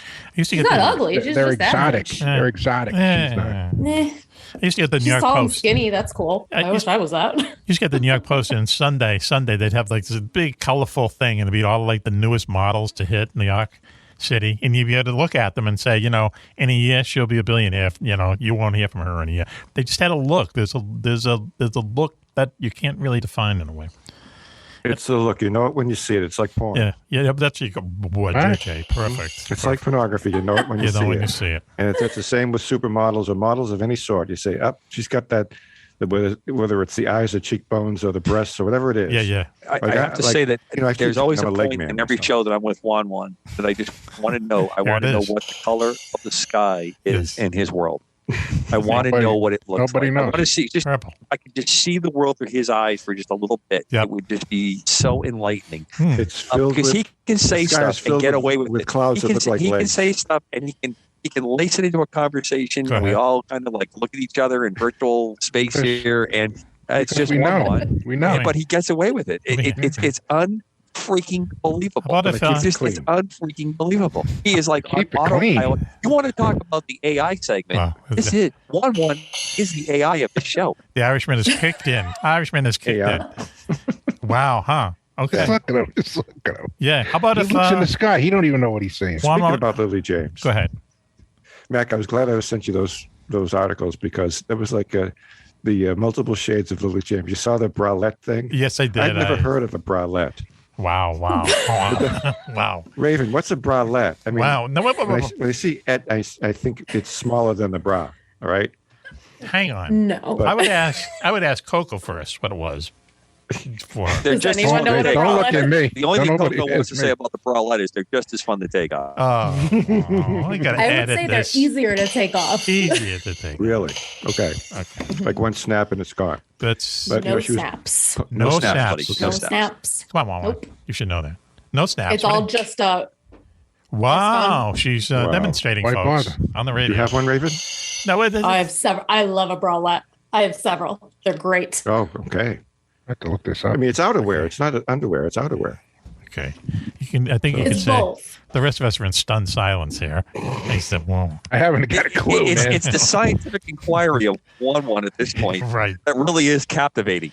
We started the thread with Say, Hulu. Mac, Right. At least once a show, we really do need to be a picture show. Right, We need to be yeah, a yeah. television That's what show I say. because It's although it's hard to paint the picture, Well- the giant Mick Jagger Rolling Stone Thing with the lips thing. and tongue. The Tojo I glasses. won one with the crazy near Lenin look on his Yes, face. That right. would be John Lennon, not the Lenin that started communism big Tolstoy. time in Yeah, Russia. yeah. Is he has like this really detached, almost antiseptic bralette expression on his face, and now he's pursing the lips, and the interesting facial hair is Did a making Google all search. kinds of Okay. He looks like- gestations. he looks like It's he like a kinda made Rorschach a- test on his face from time to time. Yeah, yeah. But what do you see now, Cobra? Okay. What are you thinking about Right. now? He And looks like it's unbelievable, and it works. He That's look- the part I love best. I Good want to job. know what the color of the sky is in his world. We got to get the he Irishman. looks like he Thank made you. a little mistake with As a that sponsor. stash area, and he's going into a political statement with that. I don't Wow. want to So, say. yeah, with a little You know, Tolstoy with there. that little thing, you might as well Yes. cut it all off if you Yeah, made that it's called a mistake, soul because patch. Otherwise, it's not a good look. Yeah. You know what I mean? So it's All like right, the all 30s, maybe. No, Right, well, right. that means he's hip, man. If he has a soul patch, maybe what he can that get is? rid of What is the that? the mustache and just have the soul patch. I don't know what the other thing is. They might throw you What's the that? hell out of the country at that with that kind of look. What kind of fun? I think you got to center it better. or Yeah, you got to something. send it. Well, see, you never See, because this everyone's- part really shouldn't be happening. That's why you have Right, to go that's to what a I'm saying. stylist. That's gotta Dana. be Like, Just take a little bit of like an eyebrow crayon. Go ahead. And just fill in the other side. that's what you got to do because Really? it's all white over That's what you here. got to do. Wow. I'll Just look fill at it. it. Just I fill don't it wanna in. mention A little bit that. of a top brown. There's Nobody's stuff you gonna can know. get. There's dyes you can get. Yeah. That would, make that very useful and dark. I took a black Very Sharpie and I rich did it with and Did you I want don't to? wanna- I don't want to say what it looks A like, but I think black you all The understand, Sharpie. right? What's the matter with Yes, you? yeah. You don't, Jocko. You definitely don't want to go there. You understand where I'm looking at. I'm tracking where you're going. You don't. Okay, need to, thank you. Hey, Wawan. See, I'm on the radar. Wawan, You're on the radar, buddy. You and should you're go to, flashing bright, and we don't need to explore that anymore. I'm because going I stealth can only right now. imagine what JJ would come up with Hey, if we listen. ever even got close to that. Oh, we got I'm 20 going minutes. stealth right now. 20 minutes. Hey, JJ, you should go to Pistol Pete's place there with the thing, with the hairstylist, the French twist. They'd love to get their hands on you. I'm not familiar with where he goes. Oh, okay. We'll have to talk off here. You'll send me the. Okay. He'll tell you all Just about it. bet that the bralette is a big feature It's probably- at that boutique. They probably wear I'll tell bralettes in this I got to look that up. I have Question. no idea what you're talking French about. twist. That's how far out I am. French twist. I mean, women's fashions. Women want to be So respected. here it comes. Right? This is the money shot. Here Wow. it Hold on. comes. Here we go. Hang on, Here Jocko. it comes. Respected. Women's fashions. Go ahead, one. Go ahead, one. And I think the women's fashion industry is out to carefully select the right women to represent their clothing designs. But to me, it doesn't seem like they're respecting women. They're like making women a total sex object, which I thought they objected to. I just looked at the cover of Rolling Stone. Go ahead. So J-Lo this is was from on the the man cover who of said Rolling Stone. earlier in the program that when you see porn, you know it. Yeah, And well, now, that's, you know. now you're telling Well, me I hope that you're so. somehow Here's a trying to t-shirt. You and Gloria Stein Go are ahead. having copies together. Yeah, but Because you. I want to make sure I get this on. I get this out correctly. go ahead. You Get it up. You were the one that out telling me that you find it offensive to objectify women. No, I didn't find it offensive. I find that there's a what's the word I'm looking for? There's the exact opposite going on of what the women's movement or the women's culture really want to see happen in this country or in the world, for that matter. Go ahead. And I see that if it was up to the fashion industry, Yes. the women's fashion industry, it'd be the exact opposite. Yes. We want women to be the the sex object that we've always wanted them to be, since the days of Marilyn Monroe. Here's the thing, though. That. Can I just throw in? Right? Yeah, let me just throw this in. Okay, first of all, the fashion industry is a big business. Okay, it's big business. Okay. And I learned that in the Devil Wears Prada movie, which I watched about 20 times. Perfect. Okay, perfect. And watched it the other night. Movie. Yeah, so good movie. Oh my God, 20 times. I could act in that movie. I know all the dialogue now. Right. I know. I know that movie the way I know the Breakfast Club. I'm going to have to watch it. Yes, I could be the Stanley Tucci. Help me, Cobra. I'm reaching for the 19 right now, please. No. Let me ask JJ this. Okay. All right, go ahead. Right. Who buys these fashions though? I mean, who buys it is like buyers for women's clothing stores and stuff like that, and it kind of like trickles down the line. But I know what you mean. But I think that fashion models are basically there to attract female buyers. Other women. Yeah, other women. Yep, exactly. Their job. Can I say one thing? Like you were talking about how the women want you to look at them, whatever. I remember when we used to be policemen and then we became police officers, right? Go ahead. So we had all these women on patrol, right? So I would walk into the precinct and it would kill me. But, I had a female partner at one time for a little bit. Okay. And I just walked in myself and left the door closed, like right in the face. You what? She's like, why wouldn't you hold the door for me? You let the door. Why? I wouldn't hold it for the guy if it was. What's the matter with you? What's the matter with you? Why would you hold the door for her? Boys, come on. Why wouldn't you hold the door for her? Dude, it wasn't like I went out of my way to, because if you do, it's like, oh, you treat me like a woman. Oh, no, don't worry. That only comes up on TV shows, believe me. Yeah, don't worry. So I said, okay, you want to be part of the gang? Let's go. Ask a woman. Ask a woman. I would hold the door for anyone. I don't care. I'll hold the door, but I wouldn't just let it swing in someone's face. And that's how I was brought up to do that for everybody. Let me ask you, but they did not want to be singled out. You're asking the wrong question. Do they? Don't they? You never know. You're asking the wrong question, though. Would you put your coat over a big puddle for a woman? She's Hard Dave's not good. Mac, Hard Dave's night. I love that scene. Let me ask Raven a question. My mother, whatever. Let me ask Raven a question. And then I might get smacked if you do it. No one's going to smack you.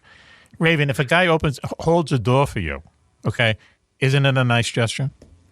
Yeah, I always say thank you. Do you and remember? I do the weird little run, but like I'll hold a door for a guy. Like if a guy's behind me and I'm walking into the store. Right. So Raven, I'm not saying do the weird run to the door so that he's not standing there. No, but I'm just saying. I'm 5 seconds holding the door open. JJ area with you here, just very quickly, because I treat you more as co-host, obviously, but you're more in the daughter category to me as we.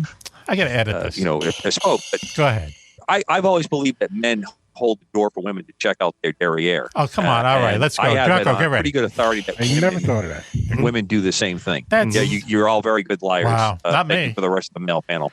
I mean, I feel like good that's something that some girls do, probably but not a lot all of girls do. Why? I'm not one of those girls. Let us hear it, though. Because I have other ways of, Tell us a girl's secret. So it's just Mac, other ways of looking at things. Mac, help me out here because I'm going to help Raven before she buries herself beyond 1-1. Go ahead. The thing is this. I'm not saying that was my personal belief, but I'm saying that the world became a place where if you did that, you were not doing the right thing anymore. All right, let me just. And my whole upbringing was you do the right thing. All right, okay, all right. But here's the thing: it's the same idea as leaving a lot for a waitress. For tip of them is that it will make them remember you, right? Don't matter, right, Raven? Once if some guy holds the door for you, does a nice kind of polite gesture, and you're in a restaurant or whatever, if you happen to see him again, you're going to say, "There's the guy who held the door for me," right? I would just take my top off. See, my point exactly. Jocko. Do you like bralettes? Jocko. I was trying to save you. You see, I was trying to save you. I said that. I'm trying to save you. You didn't have to save you. Down the path all right, Jocko. We're on like Mac after dark. Yeah, right. That trumps we're definitely we're on a different part of the flight plan. Let's show you when we get back to our primary destination. Jocko, there's been reports that you have information about the UK. UFOs. We got a lot of listeners in the UK. I'm going to tell you, I just looked up this bralette thing. Go ahead. It looked like a sports bra. Okay, all right, there we go. 1980s, we called that a sports bra. The beauty of it is it's an entire top. At this point, it's more of a fashionable thing. Can I tell you something? Dude, look up a sports bra. It's a sports bra. Well, not really. I wish at this point Bob the Ghost would go get me a beer because it's a long way into the refrigerator. Yes. And I need one really quick. So listen. Assistant. Jojo, listen, you have a break report. now. You have a report. We have 15 minutes left. You have a report about cops in the UK chasing UFO, and then the defense ministry stopped them or something. Well, they said in the beginning of the report. Go ahead. And this was down in Devon, so Devon. I don't know where that is exactly. I've heard of it. Down south, I think, in England. Go ahead. The quote at the beginning of the story was, "This happened in October 24th, 1967." Go ahead. And the story was rewritten about in 2020. They came back to it. Yes. But the quote at the beginning is, We've just gently been asked to sweep it under the carpet. It didn't happen. That's what they said, but we know what we saw." And so these two cops, these constables, who look like, outstanding members of the community, said they was the quiet, and you might want to pay attention to this, Mr. One. Mm-hmm. Quiet rolling countryside between Heatherley and Hollingsworthy in West Devon may look as different to Area 51 as the baking Nevada desert as you can imagine. But in the spot in 1967, there was a UFO sighting which baffled experts for years. It was October 24th, and police constables Roger Wiley, as in the Coyote, and Clifford Waycott were patrolling the A3072, I'm assuming it's a highway, between the two remote Devon towns.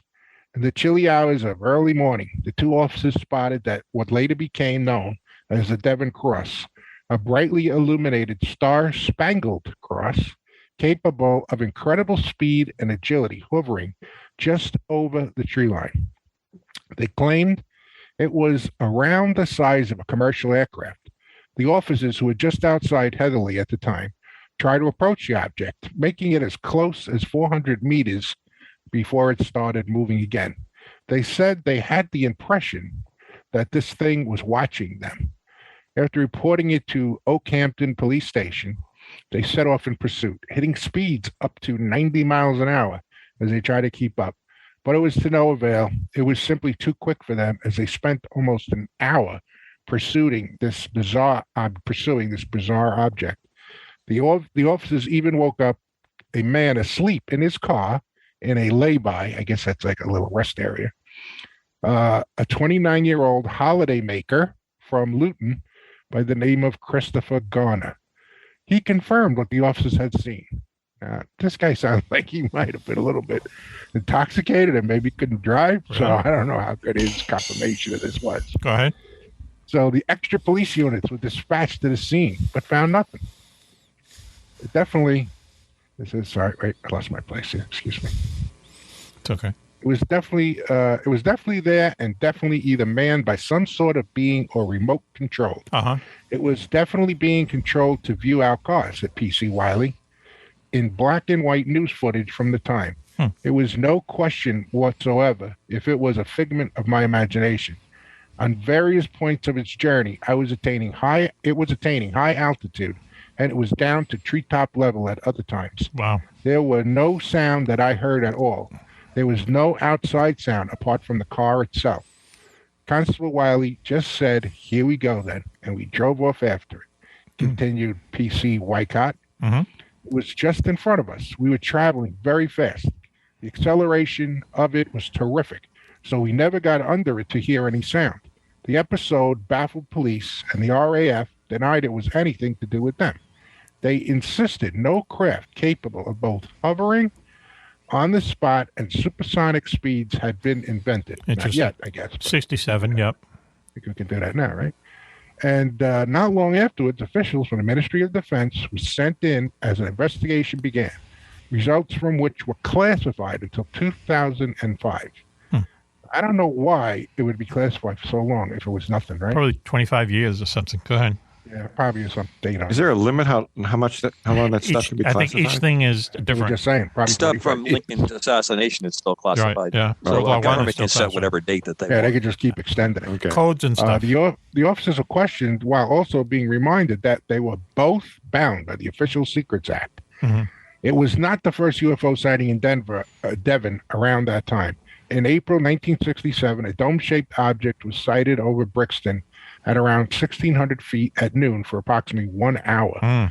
There was also a brief UFO sighting in Oakhampton on October 5th, just 3 weeks before the police officer's own experience. 4 witnesses from a company called Sterling Hatcheries reported to Oakhampton police that they've seen through binoculars a brilliant white semicircular spherical object like an inverted parachute for 2 hours from 8:50 a.m. It apparently lay in the direction of Oakhampton Camp to the south of the town, and over the 2-hour period of observation, it moved horizontally at an attitude of about 50 degrees. That's a two. And when the MOD gets into their report, that's the best part, I Yeah, gotta tell you, because just to give you a little heads up here, it gets better. 3 days after the Headley sighting, there was an incident involving a UFO in Cheshire. Coincidentally, why do I keep losing my place here? My computer is a little whack. We're still in Devon? Put the information It's moving around. Well, there's a little. another town near it. I guess it's a county, and then there are different towns around it. So it says, in fact, October 67 was a prolific month for UFO sightings. 3 days after the Heatherley sighting, there was an incident involving a UFO in Cheshire, coincidentally spotted also by police officers. Again, it was described as bright, cross-shaped, and traveling at about 1,000 feet, this time traveling in a northeasterly direction. About 15 minutes later, another constable at the Mottram in Longdendale reported seeing something similar, although this was probably the same object that the officers on the Cheshire police force could see. To some, the spate of UFO sightings was confirmation that they were not alone, while others speculate they have been down to some Cold War spy plane development, either by Russia or the West. Go ahead. Time was certainly done nothing to lessen the doubt experienced by the 2 officers near Holmesworthy. Okay. In an interview in 2004, Wiley said, "It was something that I hadn't seen before, I haven't seen since, and something that nobody can explain exactly what it was. No explanation has been given to us by anybody, and we haven't asked," said Wycott. Let me ask this then, okay? I'm going to throw it to Coco real quick. So we're 1960s. Well, I can tell you before you ask him what they said it was. Yeah, I just want to throw. Answer. Okay, but let me just. I'm gonna. Okay, go ahead. We'll see if he's right. So 1967. Okay, it's quite a while ago. And sometimes when people see stuff that is secret or unusual, they have this tendency to enhance what it was really doing. Okay, but what in '67? I mean, all I can think of is like a Harrier jet. Maybe a Harrier jet can hover in. I don't know. I don't think it's going to go supersonic immediately, but what else could it have been that we haven't heard about since? It's so long ago. Wouldn't we have seen something like this? I can't think of anything in the 60s that matched that. You look at SR-71s, you look at U-2s, those kinds of things. Yeah. They're the only really far-end technology that was being fielded. Everything else, the thing that's always amazing about these reports, and I like the law enforcement people, because there's a certain level of training that goes with it. Sure. They spend some time getting knowing how to observe and how to put things down. Yeah, I was going to bring that up. Thank you. But trained to observe. This particular thing is they kept saying there was no sound. Yeah, they didn't get underneath it, but you don't hear sound. Yeah, that to me really. And then when you talk about later on Rendlesham and a few of the others, right? Sounds like that. They experienced when they were close to it, like almost like they were around something that was radiating some kind of energy. They talk about nausea. They talk about feeling sensation on their skin, their hair standing up. Like some kind of a large electrical driving system. It's putting out a magnetic or an electrical field. That's what really blows my mind away when I get these. Because, you see lights, and we've talked about why would there be lights, and we've had that debate. Sometimes I think it's partially because it's part of the drive system. It's partially because of what's being required to make the thing, fly or do whatever it's doing. But when you have the absence of sound, that's no weird. Balloon technology is doing that kind of stuff. To me, that's always is what's most intriguing about this is when people don't talk about the sound, because to me that tells you there's something very, very. So it can't be a jet. It can't be a Harrier they jump figured jet. it out why it didn't have sound. Okay, go ahead. Go ahead. So they said, so we've just been gently asked to sweep it under the carpet. It didn't happen. That's what they said, but we know what we saw. The Ministry of Defense had come up with an explanation, but it was one they did not reveal until 38 years after the incident. They blamed, you ready? Go ahead. The planet Venus. There you go. Oh yeah, well she always makes a big appearance. Yeah. Very far away, can't hear it. Yeah. Right, Yeah, very yeah, far funny. away, can't hear it, and the whole thing with the bralette being so obvious, Really? advertising with the over apartment. Yeah, well, Well, once it look, there comes by are Mars, he pulls the bralette off. Wow. There was helicopter technology that I've been around where they really spent a lot of time on minimizing the noise, the signature. Yeah, so yeah. when it flew at night, it was very hard to detect. And it had lights on it and it was moving around. It could give some of those, but in the 60s, That's that unheard of. technology was still very, very early. Yeah, and it yeah. wasn't, it wasn't at the level the way this is described. But wouldn't it be if like I was thinking before, is that if it was some kind of secret weapon, I mean, something that could hover, can do all these things, and then just like shoot off in an incredible speed, wouldn't we know about such a technology by now because it was so long ago? It was like 50 years ago. I would think so. I mean, some of the stuff that was developed for use in Vietnam that made its further on. The compromises that had to be made to have the helicopter be very quiet. Yep. I mean, you can convince people at night that a helicopter looks like it's going supersonic. Yeah. It's funny. Yes. Yep. It's just the way your eye works, how you're on your rods, your cones are not effective at night. Just the whole way that whole game plays. You can really do that a lot of deceptive work and really think people think it's going much faster than it is. But what you're talking about, what this thing sounds like, Mac, is what we talked about, the triangle aircraft that's seen all over the Northeast and through there, where it has like a hovering capability. It's got the little bit of light that's on the bottom, and it moved in very strange ways. It reminds me a lot of Hudson Valley sightings that occurred in the 80s. That we've talked about on the show a number of times over the years. And I don't see the direct tie-up technology-wise how that fits. I should say here, Venus is not going to jump around in 1,000 feet a second. No, to the treetop level. You know what I mean? Even if they're moving or not. And it keeps saying, at its brightest, Venus is only outshone by the moon at night. But there were times when they saw this in daytime, 8:50 a.m. And it says it frequently vanishes from the night sky with successive appearances happening 19 months apart. Also, Venus never ventures more than 47 degrees away from the sun, so it tends to hug the horizon closely. I have a question. There are many people report seeing UFOs, including the people at Oakhampton. Right. Officers claim that they have been looking at the Northeast when they first saw it. The funniest thing is they had this MOD report, and there's a part in here where they still say it was Venus here, and they say policemen of Thingsworth and Heatherland. Yes. A winding road. The light appeared to have had to move when the policemen chased it. Not said they're telling a lie. We're not trying to say that they were being unreasonable. Go ahead. But we still think kind of like they were. Yeah. Like, well, that's how it was. And if Venus is the cause, then why are things classified for 25 years? Right. And exactly. then 38 years later, Good now question. we come out with the Venus. Can I ask a question here, though, please, to Juan? Yeah. Juan, that link you just sent me. Where are the bralettes in that link? I don't know. Oh, okay. We're still looking. I just see, Okay. All right. Just want to let everyone. I just see. Oh, here they are. Okay. All right. Now I see. Yeah. No. We're bralettes. They're down the I got bottom. about a paragraph left. I can wrap Okay. this Go up ahead. for you. While we're Let's looking, let's wrap it up. we're looking for bralettes. Okay. Good. Oh, I'm sorry. Go ahead. I'm sorry. Excuse me. Go right ahead. The shopping for Mother's Day, apparently. Yeah, I'm telling you. Keep working, John. Just look up sports bros. No, I UFO see. alien reports continue to this day. Over 2015, 16, and 17, there were 10 reported sightings to Devon and Cornwall police.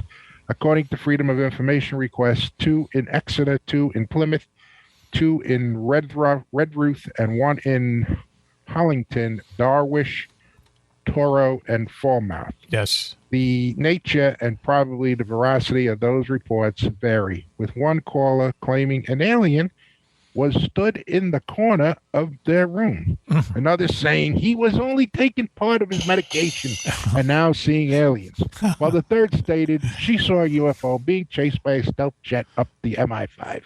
Unsurprisingly, police view a large number of these claims with skepticism. In fact, they concluded that 8 of the 10 reports involved individuals with mental health issues that are therefore not indicative of extraterrestrial sightings. Go ahead. The other 2 incidents in Falmouth and Plymouth in 2016 both involve, quote, individuals who were recorded as sounding heavily intoxicated. That's no reason to blame them. My own opinion of this thing is similar to what Cobra was saying. Go ahead.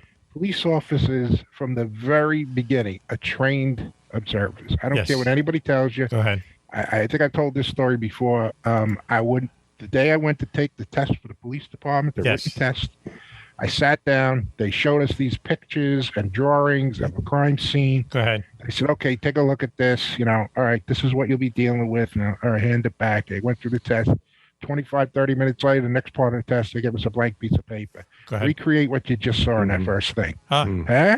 Yeah. You know, right? Yeah. You look at the 7-Elevens and the convenience stores. Yes. Those little numbers on the doors. Yes. That's so the clerks can tell you how tall these guys are. Oh, is that right? because Oh, wow. nobody's I always paying wondered. attention to that. Wow. Okay. You never That's knew what they were? the place. They have $1 million of security cameras looking over $50,000 of Well, Twinkies. I guess that was before, they had all that stuff. But it was because the guy would be so nervous or whatever. Yeah. He could He just wouldn't be say, able to tell. But a police officer's trained yes. in that kind of situation. You got to be on a swivel you had. You got to be frosty. You got to Yes. be looking 360 because you don't know who's coming after you or what's going to happen here. Right. So that's one of the biggest things we're always told, to be aware of our surroundings. I just want to being Make sure aware of you our. know.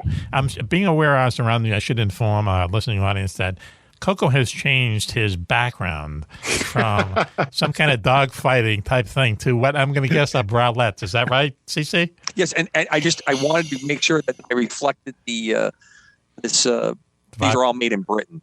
These bralettes have been seen Can't during wait the to get day there. and at night by many police officers, and these are produced in Britain. Raven, do you want to God just save tell the us? Queen. God save the Queen. Britain is so cool. God save the Queen. Yeah. Congratulations to her We'll jubilee. see about that. The jury's still out. Raven, can you describe for us guys what's going on here?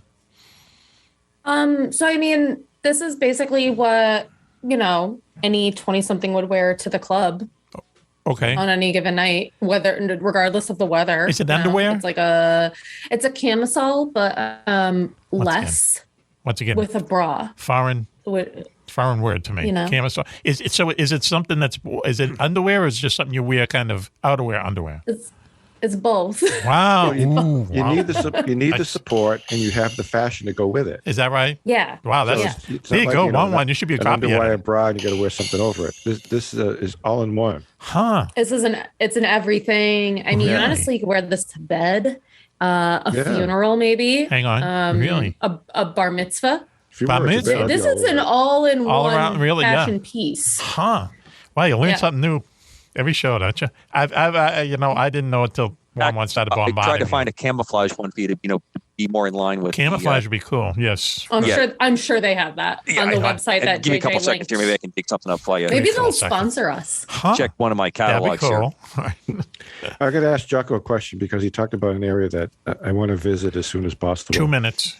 All this stuff you're talking about is in the town of Devon, Devon. right? That area, yeah, that's what it's The area of Devon. Go ahead.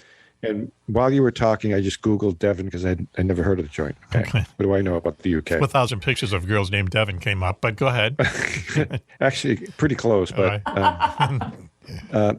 there was a website where there was 40 different things. Apparently, Devon is a hot spot for different Stuff happening. Yeah. weird paranormal things. A lot of stuff, weird stuff Either goes on over there. structures Yeah. or visitations or creatures. See, but can I just interrupt crazy. you for a second? The reason is, I think, is that it has such an ancient history.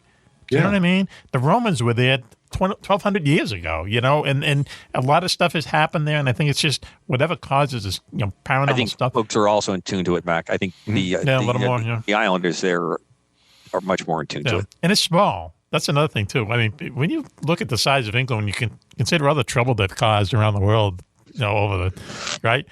It's a small place, but they're forward thinkers, I guess. So, listen, I just wanted an update to our listeners. Coco has found a camouflage bralette, apparently. What's the price tag on that? I'm going to say $40. So I think you could probably walk away with that and some change. Really? Yeah. Mac. I have coupons, so just let me know. Put the always thought- coupon code in. I want it. Yeah, I'll really? send it Yeah. to you. Okay. Well, how much money do we have in the show fund? I'll have to check the jar. Okay. Check the jar. Wow. It's better than the last time when he checked the jugs. You know what that got us? Oh, That got wait, us, hey, hang some on. pretty nasty emails. Wait So. a minute. It's nothing in there. He's using it to upgrade his flight. Wow. Did. Wowee. Well, I'm gonna send a tease out to the audience now. So you guys who know this, don't say anything. But we are on the cusp of being invited to speak at one of the largest UFO festivals in the country, right? Would you say that's accurate there? Yes. Raven and CC? At the UFO festival? We will. Yeah, we can't I've say. never been, but I would say. We can't say come their on name. down at Exeter, yes. Can't say their name. Can't say their name, but we are on the list. Okay, on the list. And all I can say is the last time we spoke at, we won't mention the name of the festival either, the UFO festival, but it was a wild weekend, man. That was like insane. Do you remember that? It was wild. Switchy came up and spent a lot of time down the Thirsty Moose and stuff, you know. That was awesome. Yeah, that was fun. But when is it supposed to be? We don't know. If we have an official announcement, we will make it. But the problem is that, you know, when they hear it's us, they say, yeah, let's get those guys. And then they go, well, let's think about this a little bit, because then we caused a fight in the audience there, and they're asking us questions. Remember that? Remember they started swinging each other or something, those two people? Yeah, we got more people. If I can get there, I can carry my gun, so that fight will be over right away. Well, let's see. Let's hope. Let's keep our fingers crossed. Okay, because it would be funny, and I got a feeling it'd be kind of a crazy weekend again. So maybe I can join you on Zoom. We'll have a big screen. So, you know, once again, we got a way to go, but it'll be funny if it actually comes true. Anyway, that would be kind of cool to have a screen, because JJ, you know, might not be in the USA, and we'd have Jocko on. We'd have him behind us. Yeah. Is that too many moving parts? Too much stuff? Should we Maybe call I Michael could fly Bay? in for that. Michael Bay. I think that's like too many things. Okay. I feel like that's pretty normal nowadays. Yeah, right? well, yeah, that'd be funny to have a screen. Anyway, so that might happen. Who knows? So I might as well just swing right into the plugs here, okay? First of all, if you want a bag of swag, now I got exciting news, as it turns out, with the bag of swag, please. If you want a bag of swag from the radio show, Mack Maloney's Military X-Files show, just go to mackmaloney.com, hit the contact button, and send us your mailing address, okay? Not your email address, but the mailing address. We will get a bag of swag out to you. Too sweet. But I've been holding off in the past couple of weeks because we are now getting magnets in the form of a little logo. You know, I love magnets. Put in your to hold stuff up, and that's coming through. Hold stuff up. Yep, and this huge order of Clings to things. barcodes. You're like the bralette of holding stuff up. There you go. We should make a Mack Maloney bralette. Oh my God! Oh. Signed signature series right there. You know, it's got to be. It's got to be heaven to be a chick these days, isn't it? Really? What? No. No. Sometimes why would you say that, Wawa? we've talked about this. Not everything we envy have in that. our head should Is this your outside voice? coming out our mouth. Okay. But why would you So say many that, Wawa? options, so little time. You know, it's just crazy. A guy, you know, guys come and go and do things, and they'll get a second look. But chicks, so many things to do. There he goes again. Wow. So much variety. So what is the color of many the sky fashion options. in this world? I'm going to say bright yellow. What would you say? Coco, would you say? Yes, Mac. I think a bright yellow, goldish kind of thing would be. The awful yellow sky. The dreadful yellow sky is a big bestseller user. Go ahead, Raven. You're about to say something about one said, please. Bright yellow what? Cami? Sky. A camisole? No. A bralette? See how it goes? I was saying the sky in Wan's world is probably bright yellow. But Yes. Okay, yeah. I would Wow. go for that for sure. really, yeah. I like that. Let me I would tell you, say I a bright prefer- yellow or like a turquoise, like sea foam, you know? Something yeah, yes. whimsical. Whimsical? Yeah, that would be the. Yeah, okay, all right. Well, I prefer a pretty and Chartreuse. If one gets his way, because he likes to say chartreuse. I can't believe it hasn't come up tonight. he was saying he think of me prefers pretty and pink. That's what Pretty I like. in Pink. There you go. Famous John Such a Hughes good movie. I Yeah. know. Yeah, she's like about 85 years old, though. She's older than Martha Stewart. Is he- I was listening what's to an her old name? show. Margie Molly Ringwald. Ringwald. Molly Ringwald. Someone on a show about 2 or 3 weeks ago, someone Googled how old Martha Stewart was, and she's 80 years old. Unbelievable. It was me. Really? It was me because I didn't know. Holy cow! And Snoop is hitting that. That's I know it. That's inappropriate. Really.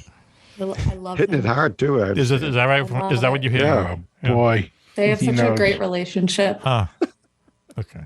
So listen, Juan, where do you get that information? Can I ask? he's connected. He's the connected. interweb. Yeah, the interweb. Metaverse. It's true. The The interweb. World Wide Web. Wow. It's got to be true then. It's got to Let be me ask true. you I something. didn't get it at the public library. Real that's for quick, sure. and we'll probably cut this out, but think about it for a second, okay? Would Will Smith had got up and smacked the guy, if he wasn't Chris Rock, well, if he was The Rock, No way. No way, wouldn't man. No way. Even with Samuel Jackson, say that get I him thought Chris Rock actually stood there like a man. And, well, yeah. He did. He looks good. You don't see. He didn't know it was coming. That's for just, sure. You know, like okay, you know, you just acted out, and we're on. You know, there's like 6 people watching the Oscars, so we don't want to offend them. Well, so let's just move on. I mean, and then I thought he was probably the class act. He is one of the funniest guys. I think he's one of the funniest comedians out there. He's really. fun. He's coming to the Beantown. I know 5 nights at the Wilbur, but but here's the thing. I was supposed to go to a show there and it got canceled. Oh really? Yeah, it's a nice place. Here's the thing that I thought. You know, only because I'm looking at this through a PR guy's eyes. We only have a minute left. Like when I look at him walking up there and hit him, at first it looked like a Hollywood punch to me. Okay, you know what I mean? But then people say, no, if you look at it, you can hear it. And he hit him with an open hand, right? Which is supposed to hurt. I thought they call it a B slap. Or something, you know. But it's supposed to hurt more than a punch, you know. So he slapped him. But it's used a lot in Hollywood. Okay, I slapped a lot of guys. That bitch slap in the face. It's a bitch slap. It's mentally and physically. That's right. The mental part is even worse. That's right. Right. Yeah. But then you think, okay, as you say, 6 people are watching the Oscars. Well, they're going to watch them now. You know what I mean? All of a sudden, the Oscars is everywhere. Everywhere. Never happening again. Everybody's going. Well, there's not enough WWF, so then you got Oscars once a year to look. Well, I'm saying, like, if the idea was tag to team ring match of overpaid egomaniacs. And that I agree with. Yeah, guys who don't know where reality begins. Well, and some of them are like really that. end because Some of them are like make them that. believe, you know. Yep. But you see, you're like an athlete, and all of a sudden, you know, you go from some chump, and someone's giving you like $20 million a year for like doing nothing, you know, like guaranteed. Right. Who wouldn't think that they were special or whatever, you know? And they see everyone else. Entertainer. It's the around prince of all entertainers, and most athletes are about half of them. entertainers. Half of them are dicks, and the other half are just kind of regular people who appreciate what. That's what I think, you know. Just like I would agree. I would say there's that pocket where it's people that are regular people, you know, like who've made it. Off the top of my head is like Keanu Reeves. Right, he's made it. I think regular guy. Right. He's a regular Definitely up there in the Yep. top 5. To me, my all-time favorite, Denzel Washington, class act this guy, everywhere. Yep. Stood there, Yes. you know, he kind of cooled that whole situation out. Yeah, he had to go in there and straighten them out. Yeah. But he always picks really good movies to be in. If you notice, you know, he's never in these like shit, crappy movies. Malcolm X. I don't like what's his name, the director there, the little guy there, but Malcolm X is an incredible movie with Denzel my God, Washington. Malcolm X is like you can't stop Chemistry watching. was great. I mean, and Who's the little Denzel guy? Washington Who's that is- guy he's with the Knicks consummate games? guy. Who's that guy, Great 'cause Jocko? People learn the truth about it, really, about Malcolm and all. Jocko, who's that guy? Who's that director there? Spike Lee. Spike Lee running around at the freaking Knicks games, right? I was like, who are you talking about? Clown. Yes. What a clown. Sit down, dude. First of all, it's the Knicks, but you know, Hey. You have to But the be- movie was good. It's funny how that happens. That's a good movie. Yeah, all those other movies are like really kind of nutty, but that's a really, really good movie and just engrossing. The character is just engrossing the way that Denzel plays them. You know, it's wow. You know when American you know how Gangster. Denzel Washington, American Gangster, probably one he's of also the best movies, one of the best movies of New York. That movie. See, that's a guy who's an actor. He's not just a movie star. He knows how to act. You know, Right. You know, But Matt, he's you also a said- guy off screen that he's not caught up in this. He's humble. He steps up. Yep. He does stuff that needs to be done. doesn't Keanu take Reeves, everything The kid, that's he came thrown at him. from nothing, disaster on top of disaster, and he's just he cruises past all of it. hey, he got paid Came for out all the of them. other side Yep. and And he is gives actually a back. good human being. Yeah, I Right. mean, gives back. Yeah, and but their spirit is not affected by what they do for work. You know, that's That's the thing. That's Yeah. where They're like not overcome by that it, line is blurry because Right. there's so many people that are like, well, I'm just above this. Right. Oh, yeah, Because, yeah. You know, I was in whatever. You know the guy. with whoever. You know the guy from. This is how much I got paid. I'm above that, and it's like Right. Like a pompous not. a-hole. You know the guy from King of Queens. What's his name? Kevin James. Ever see King of Queens was funny. I mean, we would watch that. He's not even funny. He says, "Don't look me in Yeah. the eye." He doesn't want people to look him in the eyes like Tom Cruise. Yeah, don't And look it's me in like, the eye. who Don't are approach you? me. Shut I'm down the sorry. Hey, I store. can shut his eyes in a heart. He's the fat guy. No, sorry, the fat guy from King of Attaboy, Queens. Jocko. You know, who married the woman who would never marry him, really. But you know, I mean, what's the matter with these people? Why can't you appreciate?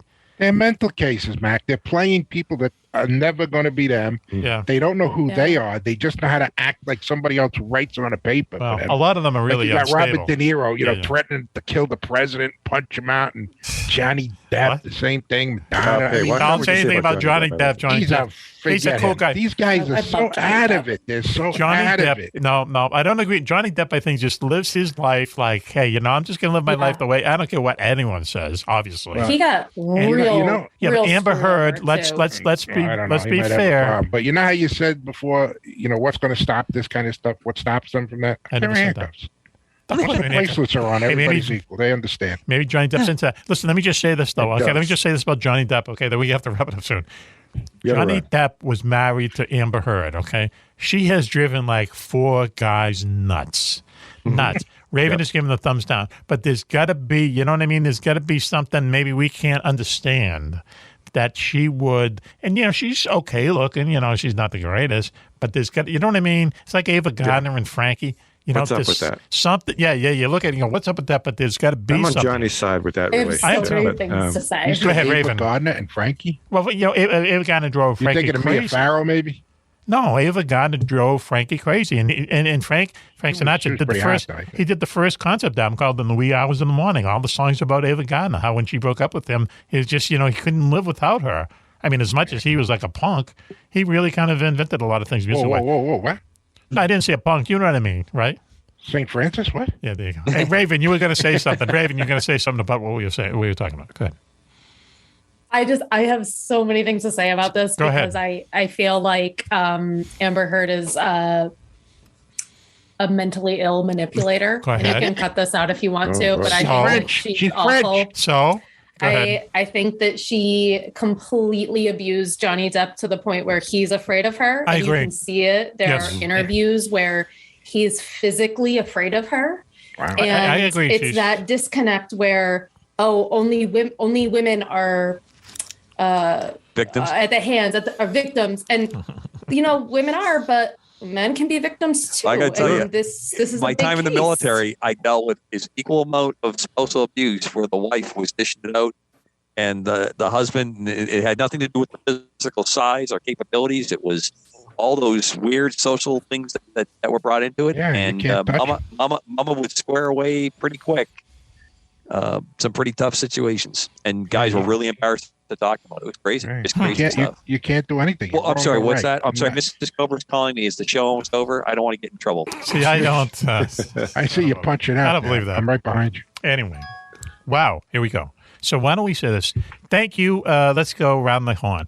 Jocko, thank you. Even though you have that Rangers shirt on, I know you're doing that just to antagonize me, correct? No, I just wore what I wore today. Oh, I'm sorry. That's what I put on. It's a wardrobe malfunction. It's the only thing that didn't You need gotta washing. send me a memo. I don't know. I didn't get Okay. the memo, so I don't know what I'll send you a permanent memo. No Rangers stuff, okay? Oh, really? Okay. Okay. I'll see about that. Don't you agree those are dingy, crummy building? And anytime you see them on TV, it's They like they're playing in the rebuilt it. Where you friggin' been? shadows. It's beautiful. Terrible team. It's state of the art. Everybody copied it. Come on, $50 right now. You want to say? I'll say they won't make it out of the first round. $50. Get out of here. Let's see. Okay. He knows I'm right. I said okay. I'll Okay. take that. All right. You want to make it $25? I said I'll take 50. All right, 50? 50. Okay. That they don't make it. I tell you, so they got to make it win and go into the second round. I will bet you $50 they don't make it into the second round. That they lose in the first round. 1-1. Am I drunk or am I making a good bet here? What are you know? saying? You're saying you're losing Yeah, that's in a the good first bet. round. Yeah, okay, Rangers yeah. are losing in the first round. Right, yes. I haven't really been following Right? anybody except the Oh, Bruins. good. That's their Peter's beating like, the I shit don't out of care. I'm everybody. glad I'm going to you for advice. There's a dozen teams they won't lose to. Okay, all right. Every time I turn around, Pasternak has a hat trick. I mean, how many hat I'll tell tricks you, is man. the guy going to... Watch out for the They don't need Bruins. Jeez. Watch out for the Bruins. We just happen to be in the city of living, but watch That's the out for problem. those. The freaking Rangers guys, got man. like 50 goal scorers all over the ice. Yeah, okay, They don't see what need happens. one guy to score hat tricks Okay. every night. They pass. I mean, obviously, I haven't watched it. Like, Go ahead. But the Swain man is between doing pretty good, Gerard too. Gallant coaching and that whole attitude and that whole room. I'm telling you, man. This is a lot more fun when we were talking about bralettes. You ain't kidding. Bring me down. Sorry. No one ever Thank talks you. about bull riding. Jocko, Right. thank I'd you. rather talk about bralettes. All right, here We'll we have go. to figure this out, man. Jack- Write it down. And we'll Jack- I've never heard of the thing until Until Second tonight. round, Okay. first hold on. round, they lose. You lose. First round, they get through. I win. Right, exactly. Yeah. If Okay. they make it to the second round, I owe you $50. Okay? You keep it. I'm just going to laugh. Keep it. Yeah. It's fine. No vig. Just $50. Yeah, Choco, thank you very much. Coco, thank you very much, Coco. There is he's probably, as always, Mac. probably in bed. Much pleasure, gentlemen. Taking your kiss off signal and breaking off the wing now. See you later. Appreciate it. There Hi, he goes. Coco. Okay. Tell Mrs. Coco I said hi. And all the animals. Say hello to Curtis. Thank you. JJ, only because I'm saving the best to last. JJ, thank you for joining us. You're welcome. I was happy to do it. Yeah, mid-show, but cool. We brought you in hot. Did you know that? I loved it. Huh? Okay. I like being brought in hot. Do you really? You're a hot guy, man. Thank you much. Raven. Are you talking to me or Juan? I'm talking to Juan. Hey, I got to tell you something. Go ahead. Real quick. Every time I finish somebody's computer and I'm at their desk, yes, and then I get up and say, okay, you should be all set. Yes. They sit on the chair, they go, wow, this chair is so hot. Oh, Jesus Christ. Do we really? I hear that so many times. I'm going, how if much that is a TMI TMI. my butt? I don't know. I didn't think it was unusual. But it is apparently. Too much. Wow. This is where the squeegees See, I'll never yeah, that's where the squeegees come in. Yes, I never knew. Now I know. I can't unforget that. It all makes sense now. Yeah. I didn't realize it. I mean, they comment about it. Raven. Thank you. Huh. Okay, So Wami, funny. thank you Anyway, for sharing that. Just want to throw that in there. Raven, I guess I was a little bit too late. Thank you very much for joining us. We appreciate it. Good Thank friend. you so much for having Good me. witch up there in Sideways, New York. Raven, you've been on the show for more than a year now, as it turns out. Wow. Okay, it's like a year and 3 months. Light, just adding a lot of light to the show, and kind of joviality. And someone described you as quietly hilarious. Okay. Well, I'm glad I can provide Really? that. Do you I say have that, so much Dawn? fun. I always learn things, so this is Really? We do. We all learn stuff in the show. Okay. Yeah. Thank you, and shout out to Scotch and Water, and also your Cat Friday. Thank you. I'll let them know. I don't know where they are. And next They've week, abandoned me no tonight. hat, no hat. We can look forward to no hat. You had a story about the hat, but then it changed the show. Okay. Mm-hmm. Okay. Mm-hmm. All right. So Juan, in answer to the text you sent me, next week, no hat. No hat. Okay. I want to thank Hatless. everyone. I should say, Homes for Our Troops. Homes for Our Troops is a military organization that builds homes for troops who have been hurt, wounded in post 9/11 action. So that means the Afghani war and also the Iraqi war. They come home missing on one or whatever, and they build these houses that are just much easier on people like that. They're one-story houses, lower counter space, not a lot of steps and stuff like that. They'll build a house for these people, and then they give them the key. They rip up the mortgage. They actually give them the house, and it turns out that 85% of the people, wounded vets who offered this opportunity, go on to live productive, like really good lives, have families, and so on and so forth, because they had this thing at the beginning of their, entrance into the civilian world, right? They do a great job. Homes for Our Troops, like almost 90 cents on the dollar that you donate to them goes to the charity. If you know the charity biz, that's like way, way high. Okay, Homes for Our Troops, Google them, see what they're about. Also, our friend, Rush Sharp and his Mad Englishman friends are putting back together a Mosquito warplane from World War II. It was made of wood, had 2 Rolls-Royce engines on it, though, and it was so fast that at certain parts of the war, they didn't put guns on them because they outran the bullets. For crying out loud. Okay, that's Can how you fast they were. So they're putting this thing back together, and at some point, we'll check in with Coco here in a minute, it's going to be airworthy again, and they're going to bring people up for rides and so on. Juan has agreed to take the first ride in it without a parachute. But what's the timeline there, Cokie? I'd say we're on track for about 2 years. We should be getting pretty close to putting it together for ground runs. Wow, huh? Okay. So it's coming along. That's cool. Besides all that, Ross is just an outstanding guy. Ross is a good guy. Ross Sharp's a good friend of ours. So anyway. He wants to meet me in the UK and show me around. Really? Yeah. He also gave me the name of somebody in the Mosquito Project that wants to hook up with me. Really? So okay. I actually don't know what's going on there. I'm going to. Hopefully, it's not eradicating the insect somewhere. I think they're going to fit you for your little scarf. They're going to fit me for my scarf because they kept hearing me say I'm going to volunteer to be a test passenger on this plane. Or at least listening to the show. Okay, cool. So anyway, I love you, Juan. I'd like to go there and see the factory and everything. We all do. The place where they're putting it together. So once again, if you want a bag of swag, go to MackMaloney.com and just to hit the contact button, send us your mailing address. We'll get the bag of swag out to you as quickly as we can. We're waiting for the magnets. As soon as the magnets come in, we'll throw those into the bag of swag with the pins and the decals and the color pins and send the bag of swag. There's someone asking for the bag of swag. So I guess I'm just going to thank everybody for joining us, right? I thanked everyone, Coco, Raven, JJ and JoJo. Thank you to Chris R. for joining us. He was a good guy. And who else joined us? Do we know? That's Chris it. And Joe? I think. Unless I missed it. Well, thanks to everyone. And until this is Mack Maloney for the entire gang. Until the next time you hear from us, be safe, be happy, and bye-bye.